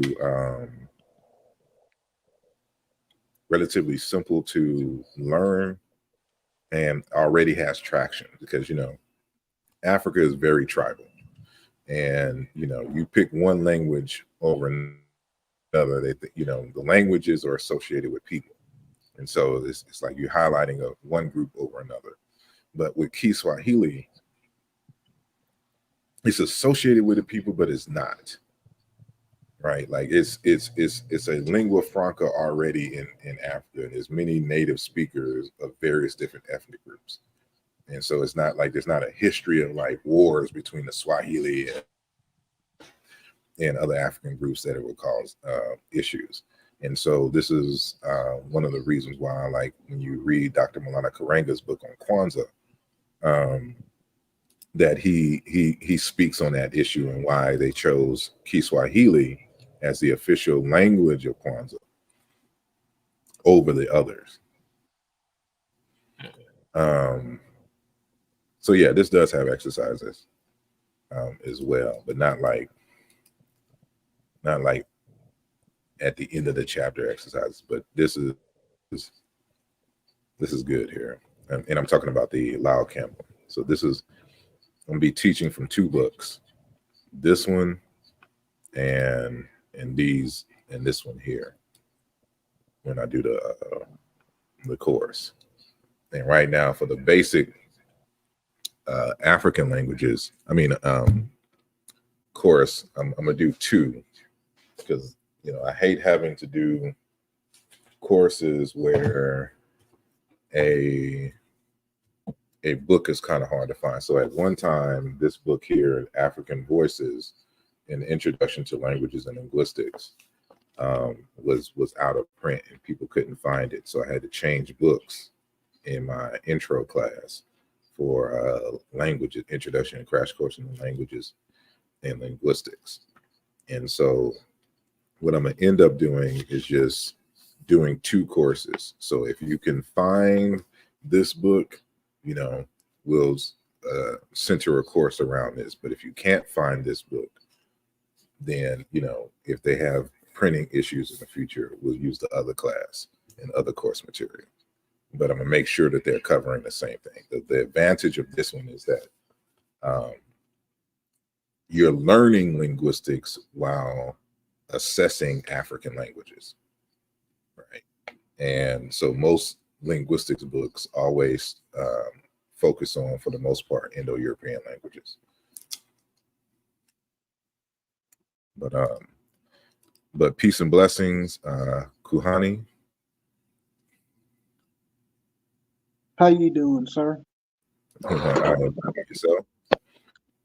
No, as I always say when I come on here, I'm gonna start making this a thing. It's always good to be surrounded by a brother. I mean, it's always good to be in the presence of a brother, and that's who you are, sir. I appreciate it. I have a question for you. All righty. Because I've really been thinking about your detractors lately, or you know, other people who I consider scholars. I tend to notice that there's generally like one critique, right? Mm-hmm. So, and I've just been thinking about this for a while.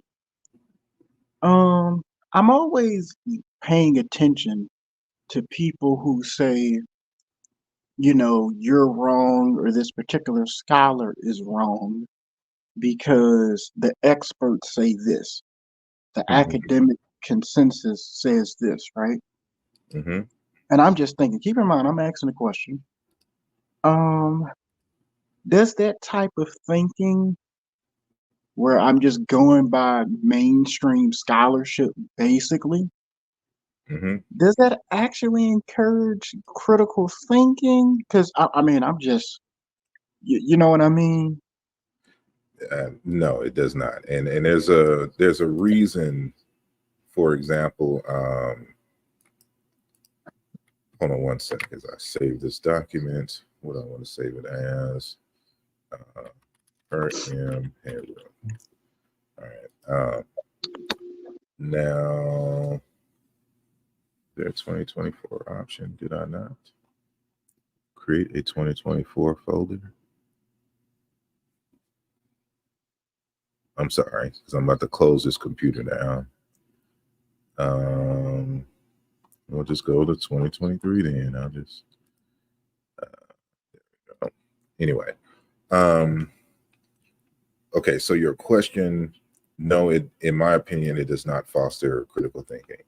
And this is in part because of experience and also because of that's just not how science is done. And, you know, any scientist will tell you that because for the most part, like if you're dealing with a certain science, everyone has degrees. So the degrees mean nothing. And the focus is always on the, how should I say, the evidence.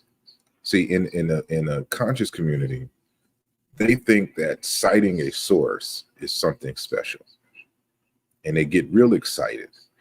It, you know, when you mention that you got a source for something, you know, they say source up or shut up, which is dumb as heck because it's not about the source.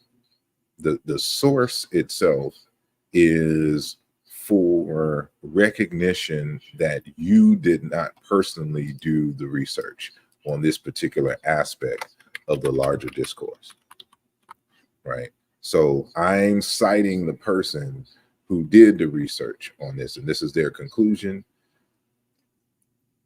and that's how it's supposed to be. You know, somebody who actually had a research methods section, who had a strong bibliography that's either doing the experiment or they're examining primary source material. That's a source. You can't cite a source that is summarizing. That's not a source. That's some tertiary gossip at that point. And scientists, they only care about the evidence. You can be Einstein, and they'll be like, "You're a brilliant man, Mr. Einstein, but you own some BS on this right here." Right? If they can demonstrate that it is anything less than stellar in terms of the evidence for it. All right. Because at the end of the day, in science, demonstration beats conversation. And people in this community like to use scientific jargon, but they don't like to do science. See, a lot of my issues and things come as a result of me actually doing the work and seeing the limitation, trying everybody's methods, and seeing the consistency and the strength of certain results here and the weaknesses and the inconsistencies here. So remember, that's why I have to remind folks, I started studying under the Joseph Greenberg and the Christopher Ehretts and methods and the Demendals and all of these, you know, major figures in that school. So when you read my earlier works, you hear me quoting Niger Congo, Nilo-Saharan, Afro-Asiatic, and all of this. But the deeper I got into the subject and the types of research questions I was asking myself and going to demonstrate this and that, I was being I started acquiring information in the research process. Well, you know, this wasn't really solid. Like it's one thing when you're reading the intro books. Like this is the intro book, so they're not gonna be giving you all the controversy stuff, right? It's when you're reading those thick books for the more advanced researcher, right, that you start getting the real deal, like this book here, for example, right? You start seeing like it's $100 some book, right? Ancient Egyptian and Afro-Asiatic Rethinking Origins. This was a symposium. That's actually 2 symposiums that happened in like 2017 and 2018 or something like that. It was some years ago. And it just now, this book came out in 2023, publishing the details from those conferences under this title here, Rethinking Egyptian and Afro-Asiatic. You have a chapter in here where the author, using the comparative method, demonstrates that ancient Egyptian is not genetically related to the Semitic languages. Then you have another person in here who swears that they're related. Then you have this last chapter here in the text where the author is talking about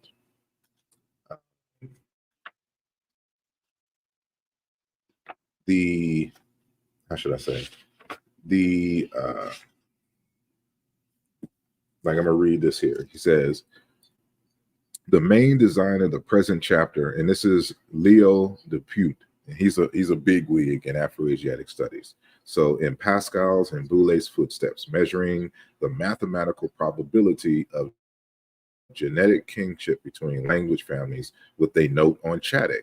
So you know, the statement of the purpose of the whole entire thing is what I'm reading here. The first paragraph. The main design of the present chapter on occasion more reflections than a research paper is to analyze in rigorously mathematical fashion the probability that Egyptian and Semitic are genetically related or derived from a single language spoken many thousands of years ago. It can be demonstrated, I believe, that the force of compound probability is such by any conceivable numerical analysis that the chance of Egyptian and Semitic not being related is so very, very small, which is BS. Genetic relationship between Egyptian and Semitic is widely, if not universally, accepted. There's a few chapters before here where they say, no, we did the comparative method, they're not related, right?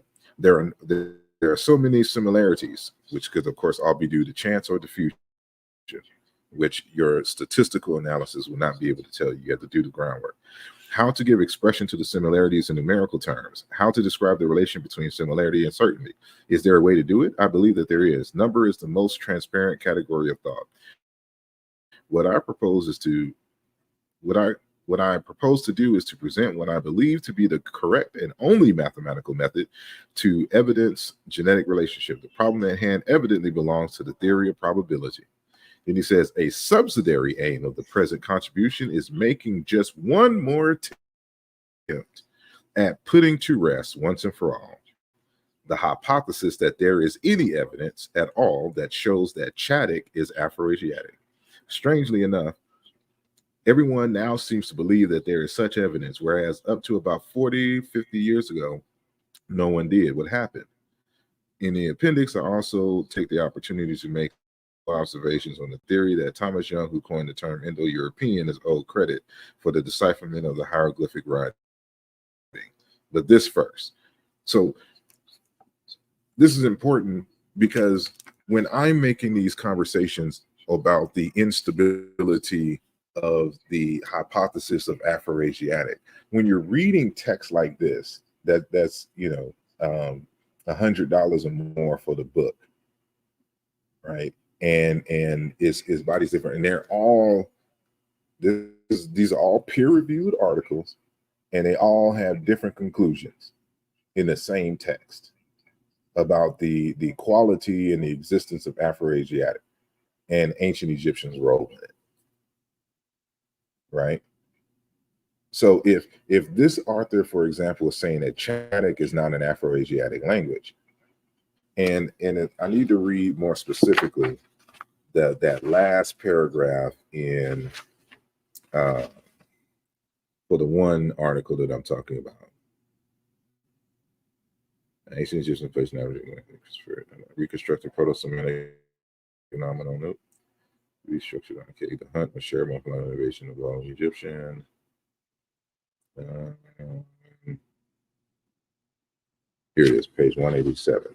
So it's titled Rethinking the Relationship Between Egyptian and Semitic, the Lexical, Phonological, and Morphological Evidence. Starting on page 187, right? So it ends on page, I wish I had a PDF of this. Make it easier to show. So he says, in the summary and conclusion, I'll skip down. He says, for these reasons, I would argue that there is insufficient evidence to posit a genetic relationship between Egyptian and Proto-Semitic, and we should therefore refrain from using Semitic data for reconstructing Egyptian or vice versa. Future advances in internal reconstruction may supply more evidence in favor of such a relationship, but for the time being, it is best to proceed as if Egyptian and Proto-Semitic were unrelated. This conclusion, this is the important part, this conclusion in turn has consequences for the study of Afroasiatic. If Egyptian and Semitic are not genetically related, then only one of them can belong to the Afroasiatic phylum, if indeed such a language family exists. So he's casting doubt on the existence of Afroasiatic. And he says, if there is an Afroasiatic language, either Semitic or Egyptian is Afroasiatic, but they both can't be, because you can't demonstrate shit between Egyptian and Semitic. So you're getting closer and closer to the conversation of Negro Egyptian and the issues that they're having. So when people start using unscientific terms like the consensus, what consensus are you talking about? Who have you read? What are their conclusions, and what are the demonstrations that they've been able to show? Because anytime somebody applies the standard method that is used to determine genetic relationship in language and linguistics with Afroasiatic in general, but especially between Semitic and ancient Egyptian, they all fail and break down. This is so this is the text. I'm sorry, go ahead. See, that's how keep in mind, I'm not a linguist at all. I barely know about it, right? But to a certain degree, I can tell that your research is kind of, I mean, I guess it gives the impression that your research so far is very solid, because I remember when I had a deep convo with Dana Marniche, right? And she told me that, scholars generally, they write two types of books.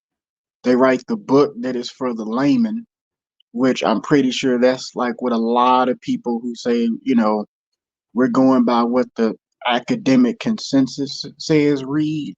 And then there is the books that's like $50 to $75 a pop, that is completely different from what's mainstream. You know what I'm saying? Exactly. And it's just like Dr. Gates, when you hear people citing his conversation on the Adinkra symbols in nature and the like,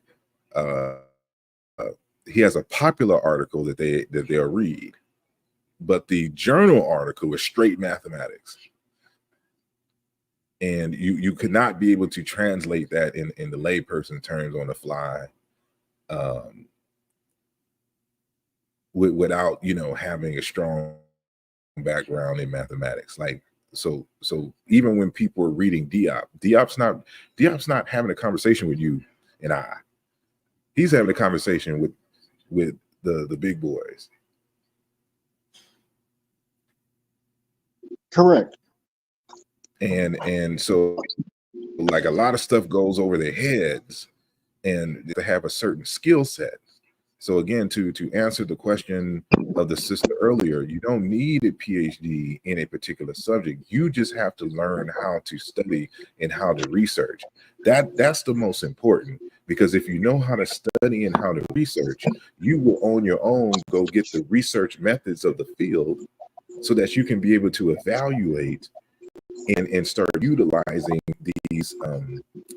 these methods and ideas in your own research in order to be able to teach, right? So, you know, Rochelle would say, yeah, look, I've paid a pretty penny for some books. Look, I paid $100 for a book that's like 100 pages. Yeah, it'd be like Less that than a lot. that. You know, what people forget, like journal articles are $40 to $50 for one article. See,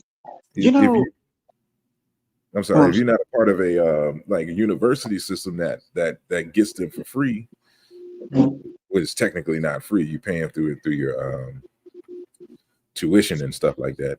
But like people don't understand how much scholarship costs, and they think with their Google searching that they're doing damage in this space. Right. Like a lot of times, like even like with the Google searches, like you said, like a lot of people, I'm not gonna say this on camera, but there's like a, yeah, like you can't, like it's you gotta get your hands on the journal articles, when it comes to like certain fields, instead of like Atlanta Black Star or sciencenews.com, or you know what I mean?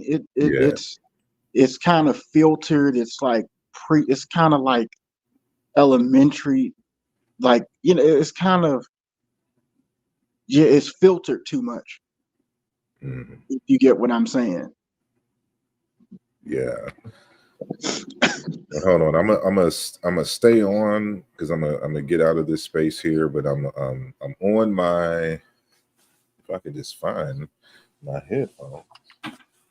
Can I ask you real quick about this person? Hold on, I'm gonna still be on. I'm just trying to find my headphones. That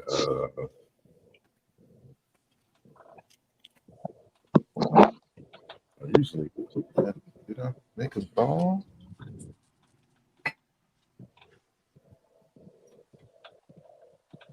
Or did I push it in some direction? This is going to be problematic, but I'm sorry. Go ahead. I'm listening. So I got two last of my final questions. Does Ubuntu have any linguistic relations to computer science? I was always wondering why they chose an African term for the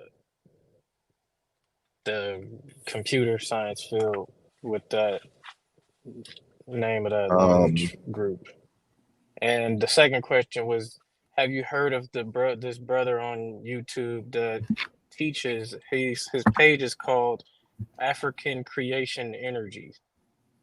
No, I haven't. I really so I spoke with him. He said he met you before, but this was in regards to the homeschool stream. I was told him that I would suggest his page to you guys because he has a few books that I feel are digestible for youth when it comes to learning in the STEM field. And I just wanted you to like check them out or ask if you heard about them. But yeah, those are my last two questions. I haven't heard about them. At least I can't recall. Mm-hmm. I'm bad with names regardless, because I'm just old. It's not his name, it's just a page, but yeah. Yeah. So, but I'm saying that to say, I'm probably it's possible that I've kind of ran into a video or so if he done one. So I can't say I'm not going to say I'm totally unfamiliar, but at the moment I can't recall.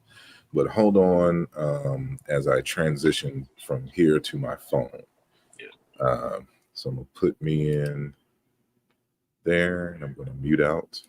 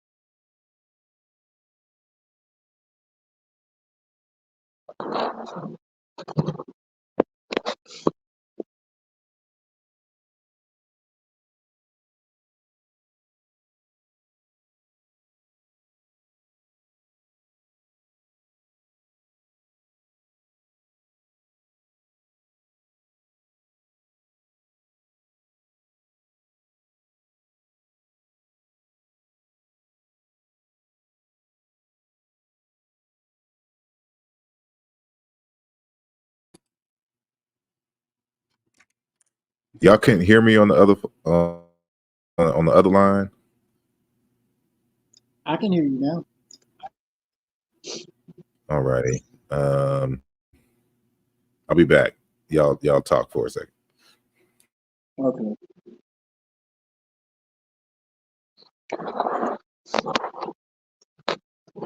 So, brother, you there? Yeah. Yeah, man. What brought you to Masar's channel?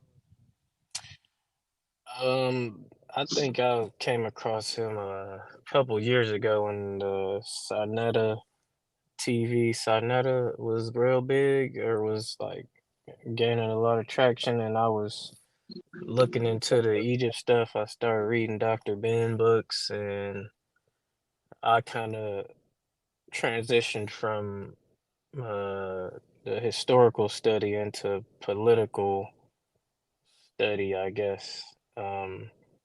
But I learned that Asar was also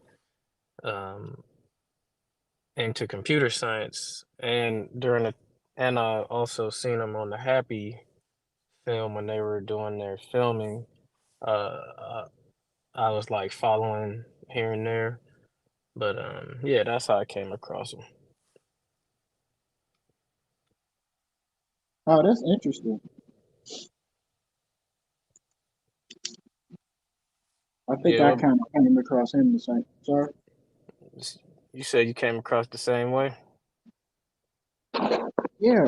Um. Yeah, I was watching him, and remember one day he was I think outside Netter where he was talking about, like Kemet doesn't actually mean and I hope I'm not getting him wrong, but he says like Kemet doesn't actually mean black people. It means the black land or the black soil. Mm-hmm. And that, and I've read that, before too and everything. I was like, okay, let me pop in. Mm-hmm. I have yet to buy the race and identity in ancient Egypt. I have yet to buy that. Yeah, I definitely don't got that yet.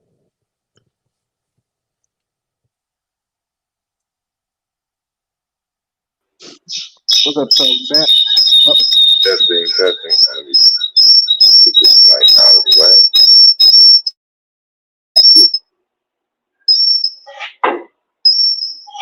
Hold on.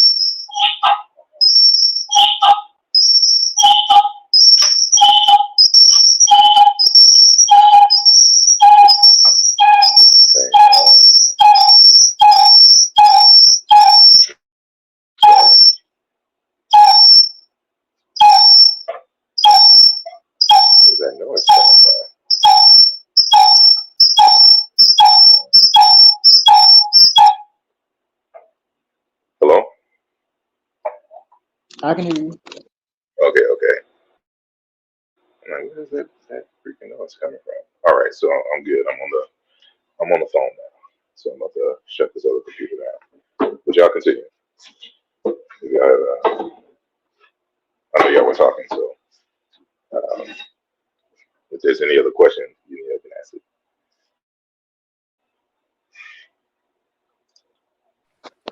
Is Ubuntu linguistic? Does that have a linguistic relationship to computer science? Not necessarily. I think that they titled the operating system Ubuntu because Ubuntu has to deal with uh, it's an abstract concept, essentially dealing with humanity and being human and like. But within that discourse is a conversation on open-hearted sharing. So part of the Ubuntu process is sharing what you have with others. So it's with that understanding that they use the term because it is free software. So it's open source, it's open to everyone to utilize for personal and commercial use. That always made So me that's what. kind of funny how they chose that.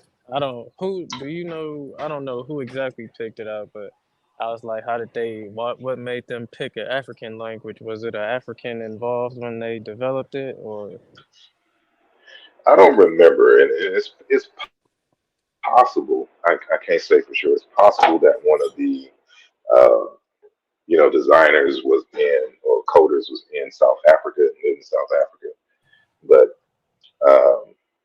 but then but then when you think about it, like in what Indo-European language do they have an equivalent concept? Like what would be their equivalent concept in Indo-European?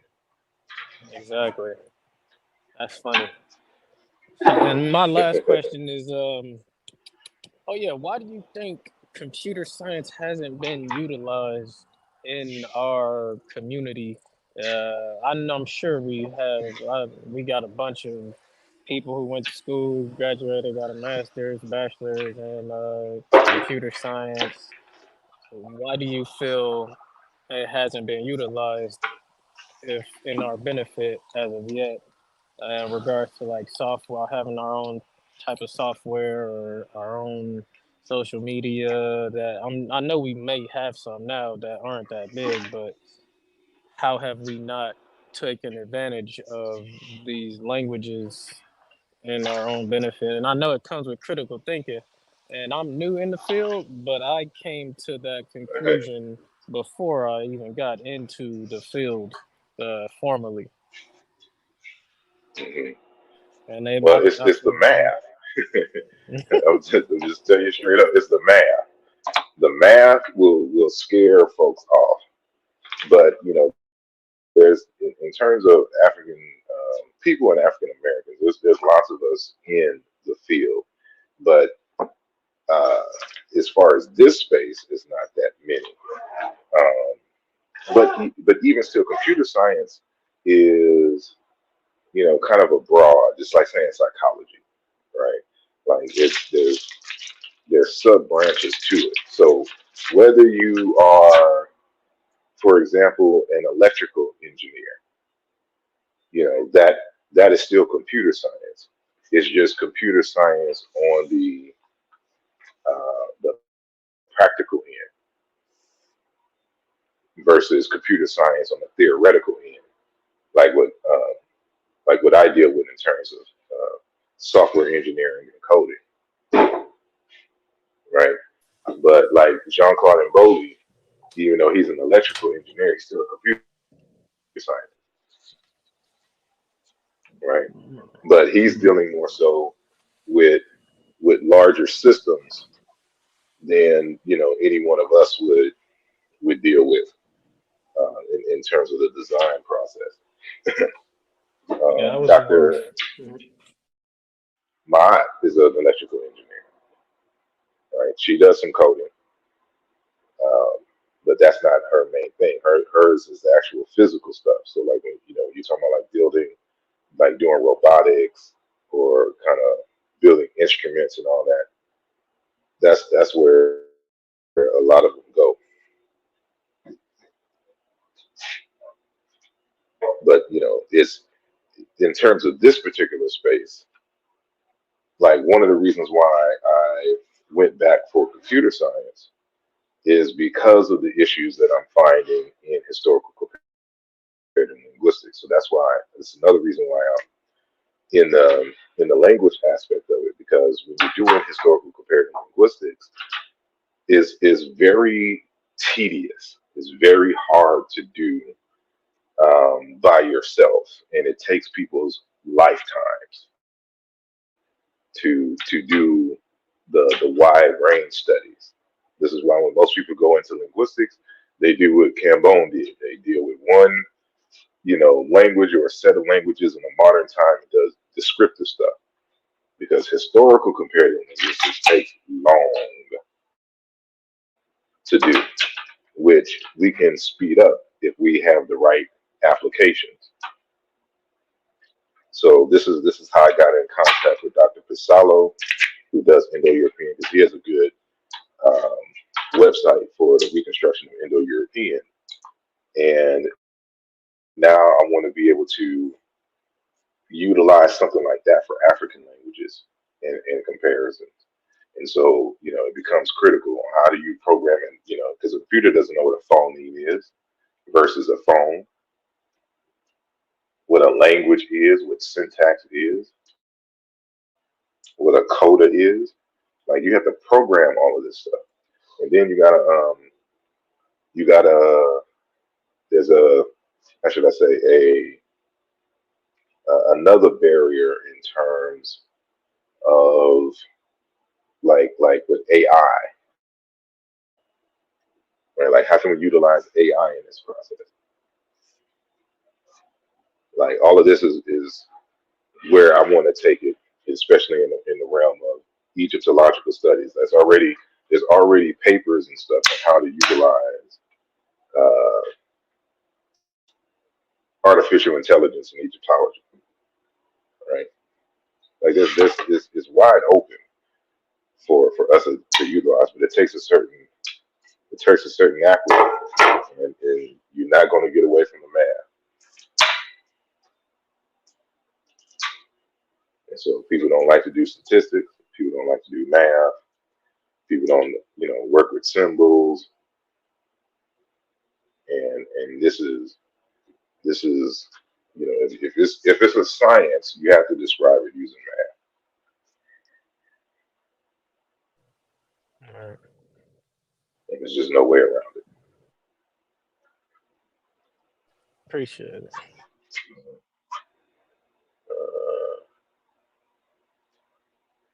And I see the comment to the statement or the question that was asked earlier. It says Mark Shuttleworth is the South African behind the development of the Linux-based Ubuntu operating system. Indeed. Yeah, because that's just not something you would randomly just think of. Like, who's just going to name it Ubuntu? Right. And I was always they, like, how in the world did they there had to know be that some this kind of African connection. there? Yeah, that's always. I'm like, man, I heard it like once or twice, but I was like, what would make them just choose this out of all things? All the good European words, like Microsoft and Apple. Yeah, I You definitely choose Ubuntu. that is something that I came into the field thinking about, is like, how do I utilize this for the African sphere, African uh, knowledge sphere. Like, we don't got no history like a book. We don't got no website that we can learn history on or teach it on, or like, I That's don't. what we're working on. Matter of fact, that's what Takar and them, if you're familiar with Takar Kilimanjaro, Hmm. and his wife Ife Kilimanjaro and his group, that's one of their particular goals. That's why they wrote all those books, because they're starting a university online, university where you can get degrees. Hmm. And this is one of the things that I was saying, even in the homeschooling thing. Like we have to utilize the technology at the time because there's people in Congress working to get a lot of information and perspectives erased from curriculums across the United States in various different domains. And so anything dealing with Africa and African people is on the cutting block, right? So like Africana studies departments are reducing or being merged with other liberal arts and all this other kind of stuff. And there's this constant fights and battles. But if you have your own, but if you have an online database with our own information, university, right? it is. So that's where we got to get to. It's just a matter of resources, and so that's one of the things that InnoDep is trying to do as well. And so it's one of the reasons why I'm in these spaces. Because with a good team, we can build these institutions and universities. It's just the maintaining it in terms of the cost of servers, electricity, and so like certain things in the Congo, present some problems because of political issues out there, right? So if we had a main service set there, but it also communicated with backup servers, let's say here in the United States, and another one in I don't know, France or just another African country. Like there's ways that we can do this. It just takes organization and people who are serious, and which is another reason why you can't waste your time having spending the whole day trying to address people who don't read and don't know nothing in the field. You're just wasting your time.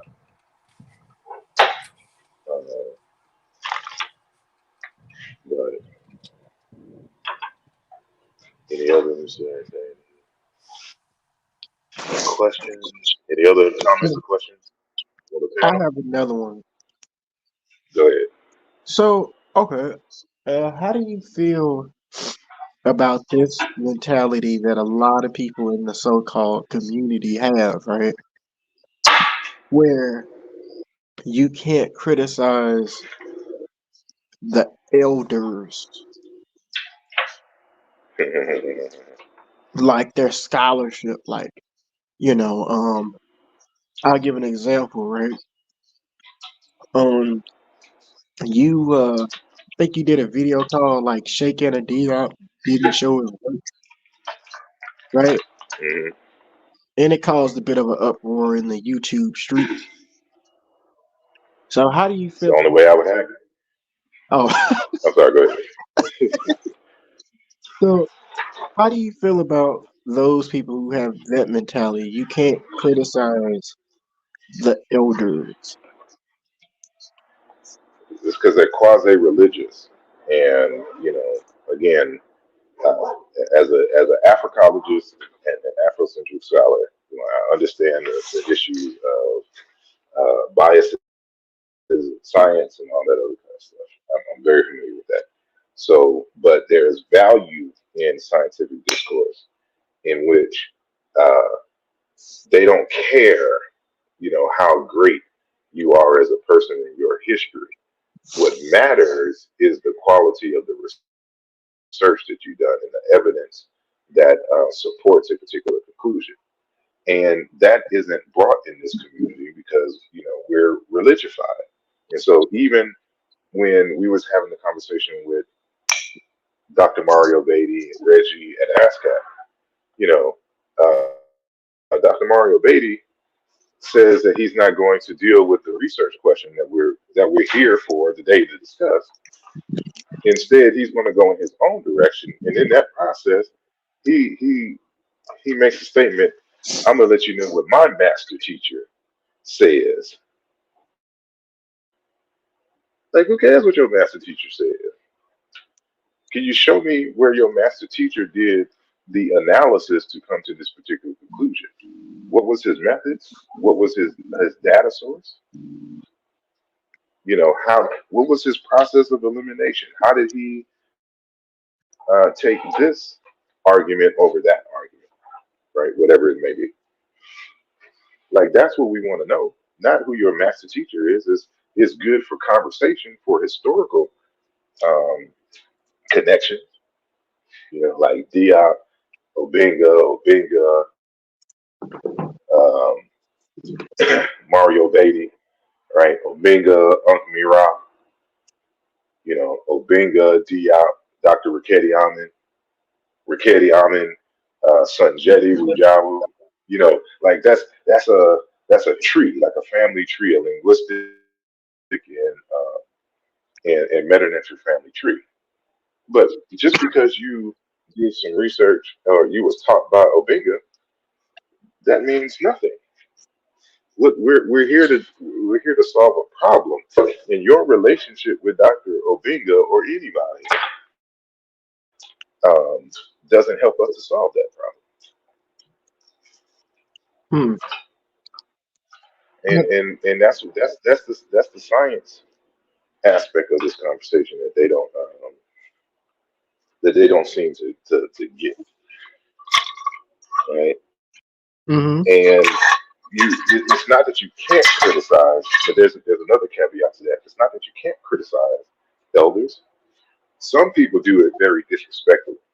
So people can't just say, you know, and I disagree with this particular point that that this scholar made, and while I think he was correct here, I disagree here, or you know, new findings have kind of rendered this inoperable in modern times, or you know, now this conclusion has to be modified, you know, as a result of new data. Like nobody has that discussion. They just get the straight disrespect. He's pseudo, So, and that's where you take it too far. hmm. So I wonder, right? Could you ever do a show? And this is just I just request this from you, right? Could you ever do a show on how Afrocentricity is an actual academic discipline?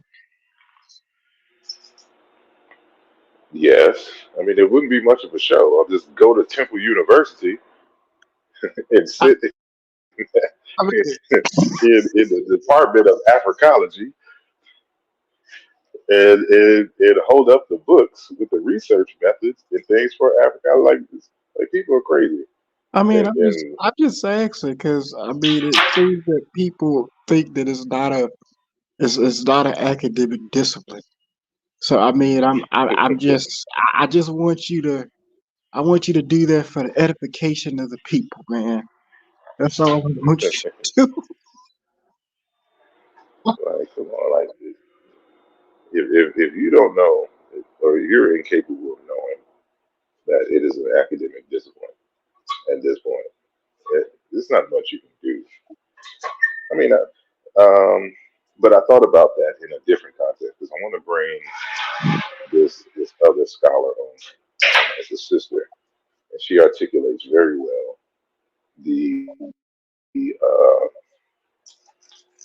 the nature of Africology as an academic discipline.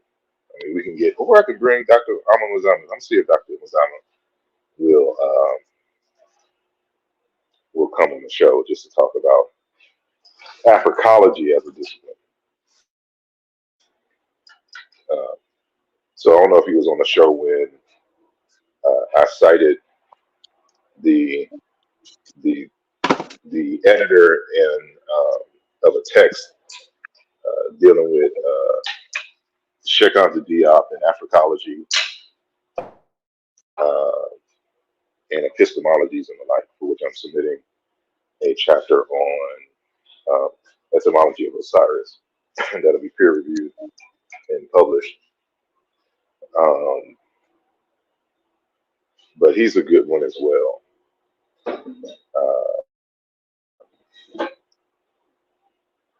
To have Dr. Okafor, and I'm pretty sure he'll do it. But definitely Dr. Alma Mazama should be the best.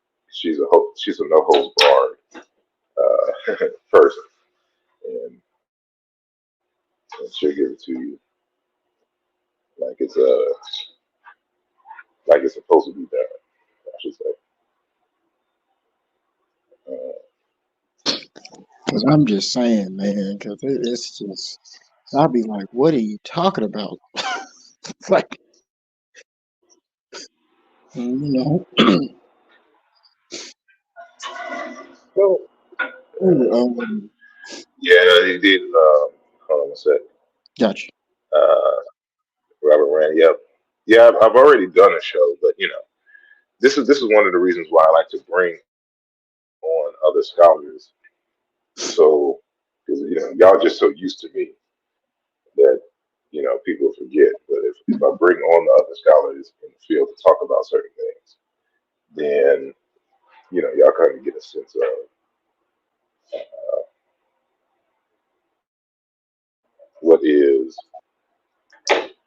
what's going on in real time as far as the field is concerned.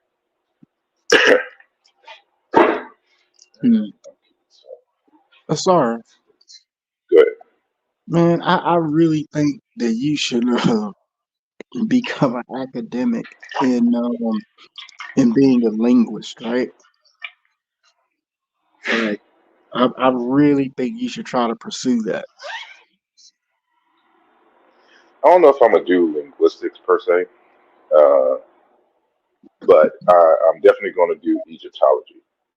Okay. So as I showed there, we're working on the in-depth Egypt because there's already a center for Egyptology, and it's just a matter of getting certain things in place in Europe. So maybe going to Europe for some years on that. But the Egyptology I decided because especially for the states, it's not many of us with my type of leanings with that degree, and I can apply the computer science and linguistic knowledge within that context. But if there's anybody else that's interested in linguistics, I highly recommend that you do it.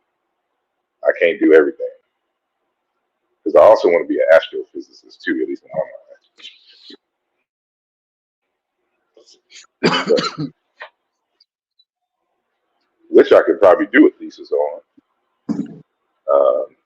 and utilizing linguistics. Because even still, like I can do a PhD thesis on, for example, in Egyptology, and still have a strong linguistic tint to it. If that makes sense. Like Dr. Salu, who got his degree at Temple in Africology for African American studies. However, did his PhD dissertation on the relationship in the Yoruba people from Egypt, which I don't think was a good dissertation, but nonetheless, he did it. But there was a strong linguistics component. He studied under Obinga as well, and but it was a terrible.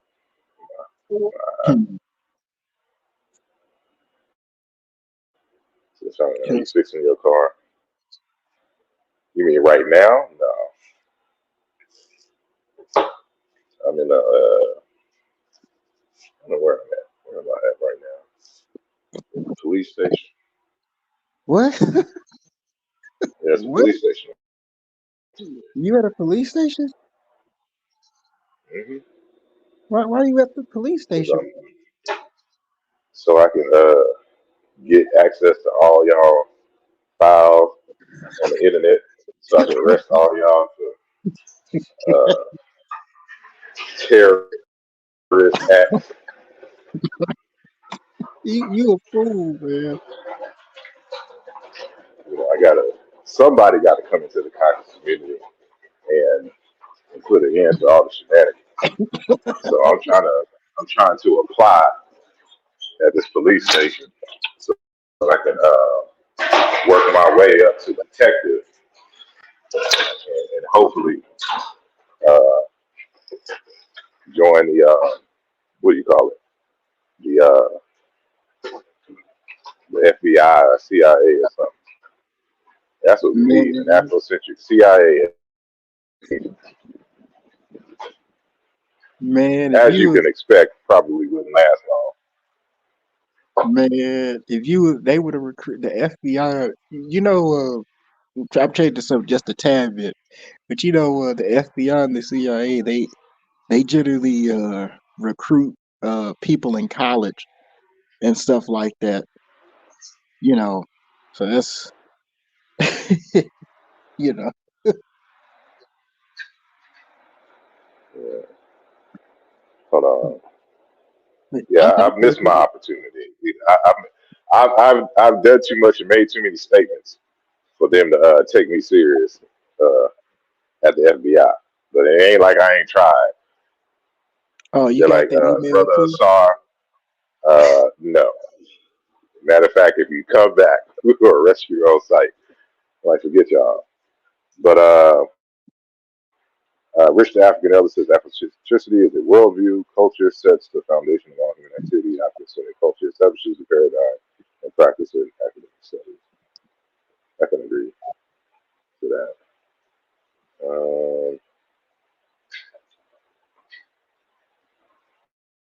Let me see. Oh, yeah, high school, they try to get you in the military. I've quasi been in the military. We had to do a certain type of training. And so for like half a year, we did basic training. We did,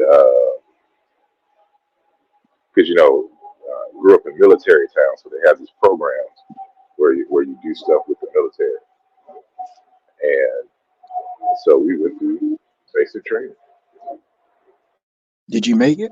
To the extent that they could let us. Yeah, we made it. And they taught us how to shoot guns, how to camp and ration, of course, make fires. Most of us was already in Boy Scouts when we were young. So, like, the very basic camping stuff was, already part of that process. But this is where I first learned how to kind of lay CAD wire, because we used to go around, like if there was any kind of like natural disaster or anything, we would help out with any kind of natural disasters. And sometimes we would go in and kind of not retrofit, but install like CAD wires, like because this is in the early and mid '90s. So the it wasn't fiber optics in terms of internet service, and everybody didn't have it everywhere. It wasn't Wi-Fi and all that. That wasn't the grade. So you had to go in the buildings and under the buildings and to lay out every single inch of CAD wire and the like. But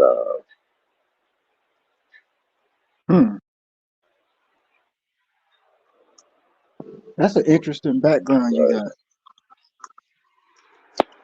Like I may have Jamaican ancestry because of the stereotype of the multiple jobs. Like we're just into everything.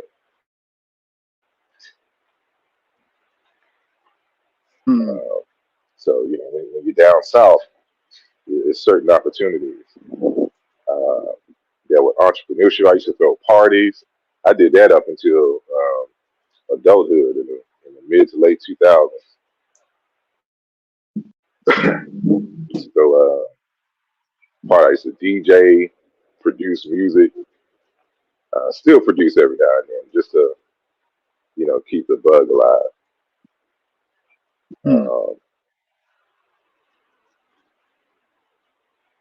With me, in terms of the arts, I still do a bit of acting here and there. My extent of acting stopped at sixth grade for some plays. Now I was always in talent shows and stuff like that, but that wasn't. I mean, there's some acting involved, but not to the extent that you would consider it the art of acting. Yeah, But that's.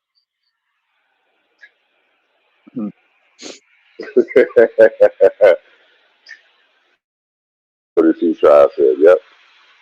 When the Tsar said he was going to get us all arrested, the cops paid to my job. See?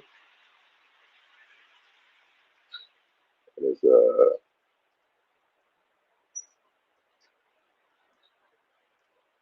but yeah, that's the thing. You gotta So you gotta be involved in a variety of things so that you can get a variety of perspectives and experiences. So you leave me in a forest, and I'll be cool. sorry, Yeah, I'd like to ask you another question. go ahead. In terms of you're more of a linguist, right? Hmm. So in terms of the linguistic community, uh, do a lot of academics know you from your work? Hmm. Hmm. And man, if I would have had time, like I had a folder of citations where people cite me for various works. So whether it's on the linguistic side or from the philosophical side in terms of African religions and philosophy, stuff like that, it's a wide range of things. But only more recently is the linguistic aspect being more recognized than more so the religion, philosophy, and stuff like that. Because linguistics is more so being used as a tool to answer more questions regarding philosophy and religion and culture. And so now it's being utilized in a deeper fashion in terms of uh, grouping languages, testing migration theories, and the like. So it's being utilized in a different fashion now. So yeah, I had all that, but I realized it was already 2 hours. So that's why I ended that other program and started this one, because that would have been, we're going on 4 hours on this program plus the 2 hours from the other one. So that's already 6 hours, and it would have been enough to to show that as well, because it's not like, because it's one thing to even be cited in a journal, but there's also what they call an impact factor. Like, how is your article impacting the field? Who is citing you and for what reason? Right. So like just getting put in a journal is good, but it's not the end all be all, because there's millions of scholars and millions of submissions to journals and few that make it, and even like journals that make it, you'll see that they are they'll make it, but then they're not cited. They don't have like a strong impact or change in the field, right? And even like I'm looking at various models for the, how should I say, the for journals. So when we start the Intucom and we bring Depth and stuff like this here to the States, I was looking at, like they even have like, open source journal software, web software that is available. So I wouldn't have to necessarily create one from scratch. But in terms of the model, because there's many different problems with peer reviews, and Like one model looks at, okay, instead of, this narrow band of people reviewing a particular text, make it open to everyone and to be able to do the peer review and critique it, on the site. And so there's a quality check. It's not a peer review, but there's a quality check of the article, and then it's put up on the server to be reviewed by the peers, and they can put their comments and things.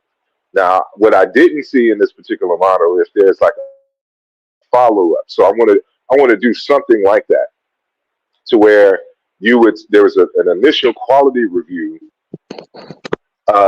and then it's put up, but it's put up under like let's just say a tier 1 article, right? This is an article that's in the open space that is seeking critical review. And then, scholars have access to the article. They can make their critiques and upload them, and the person who wrote it can look at it and check the critiques out and stuff. Then they can resubmit it to the journal for a double blind, review process after those initial issues have been addressed, or they make a second submission. So now if that same article is labeled tier 2, we know that it went through a public peer review process as well as a private peer review process. And this way it kind of takes some of the issues, and we can do a show on that, on the issues with modern peer review, right? And because what people don't understand, like people say peer review, all your work is going to be peer reviewed. Your peers are going to review the work, and they're going to like it or not. But it's the issues of timing, of the very few reviewers that they have available, politics and stuff involved in the peer review process. That all contribute to kind of a broken system, and so they have proposed different models. That's why, like, you have the open source journals and stuff now, right? Where but you have some that you have to pay because reviewers aren't paid, and then so there's the debate on whether to pay the reviewers is that going to pose a conflict, versus not, right? And so yeah, it's very involved, but your work is always reviewed. But as you can see, like I always send out my works to be reviewed by various different scholars in the field. And if not, if they can't, if it's not like a whole chapter or a whole text, it'll be certain aspects, because I'll be looking for feedback on certain arguments, right? And all of that contributes to a more solid text by the time that y'all,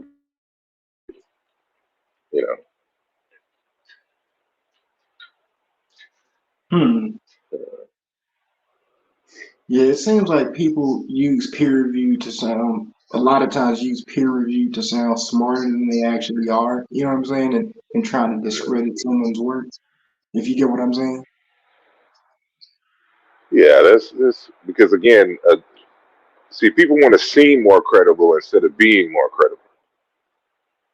And and Ned and Nev has this habit of, just because you attach peer review to it, means that it is a quality analysis of whatever the subject is, and that's just not how things work. It's just like when people put science in front of it, so they be talking about more science. There's no more science. And just because you put science in the phrase doesn't mean that it's science. They're talking about comedic science. It's like, no, that's not how this rolls. You can't just put jargon up there and expect it to make the conversation more rigorous. That's not how this works. But I'm going to end this conversation because it's going on 4 hours and 20 minutes, and I got to catch an Uber to where I got to go. All right, So, man. Thank you for having me on. It's always good to be in the presence of a friend. I'll be on next time. indeed.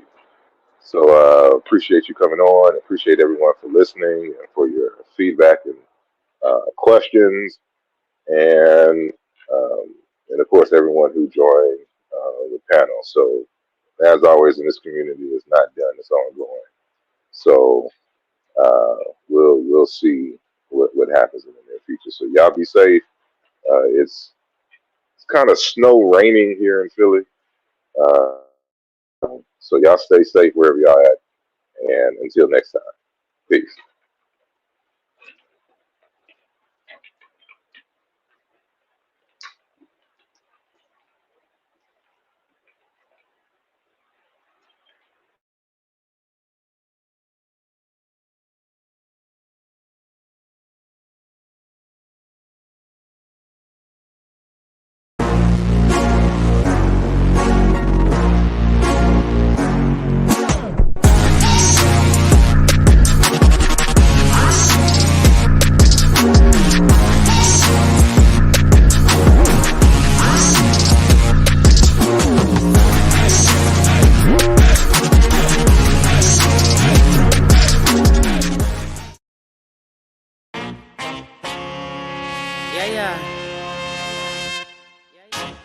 Tokyo wanna know that.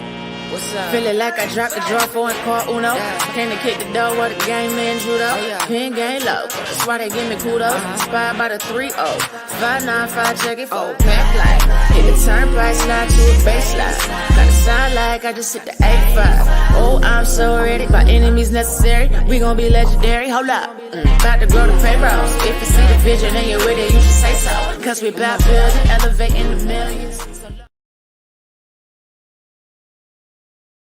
This program was created with the love and support of all our Patreon members and subscribers. If you are not a member yet and would like to see more content like this, consider becoming a member today. The link is in the description of this video. Your support is greatly appreciated. Yes, that's it. Listen, just the relationship that been fostered with Dr. Jeffries and others, it started with Dr. J about 20 years ago. Actually, it is 20 years ago now. And through him, I met this person, that person, this person, that person, and the relationships were just building, and Felicia and Brittany and Ken and everybody just all came together. Saw through Sister Raketi Yaman, Dr. Raketi Yaman, who suggested we reach out to Asar to help us fulfill our vision in the Hopi film to make the linguistic connection between the Seshmetu Necho, the language of our ancestors in ancient Kemet, and Wolof and other African languages. So she said Asar is the person you want to talk to. So hats off to Asar. Brother Asar does an excellent job with that. One of our foremost scholars in that field. I'm just honored to be a part of this experience.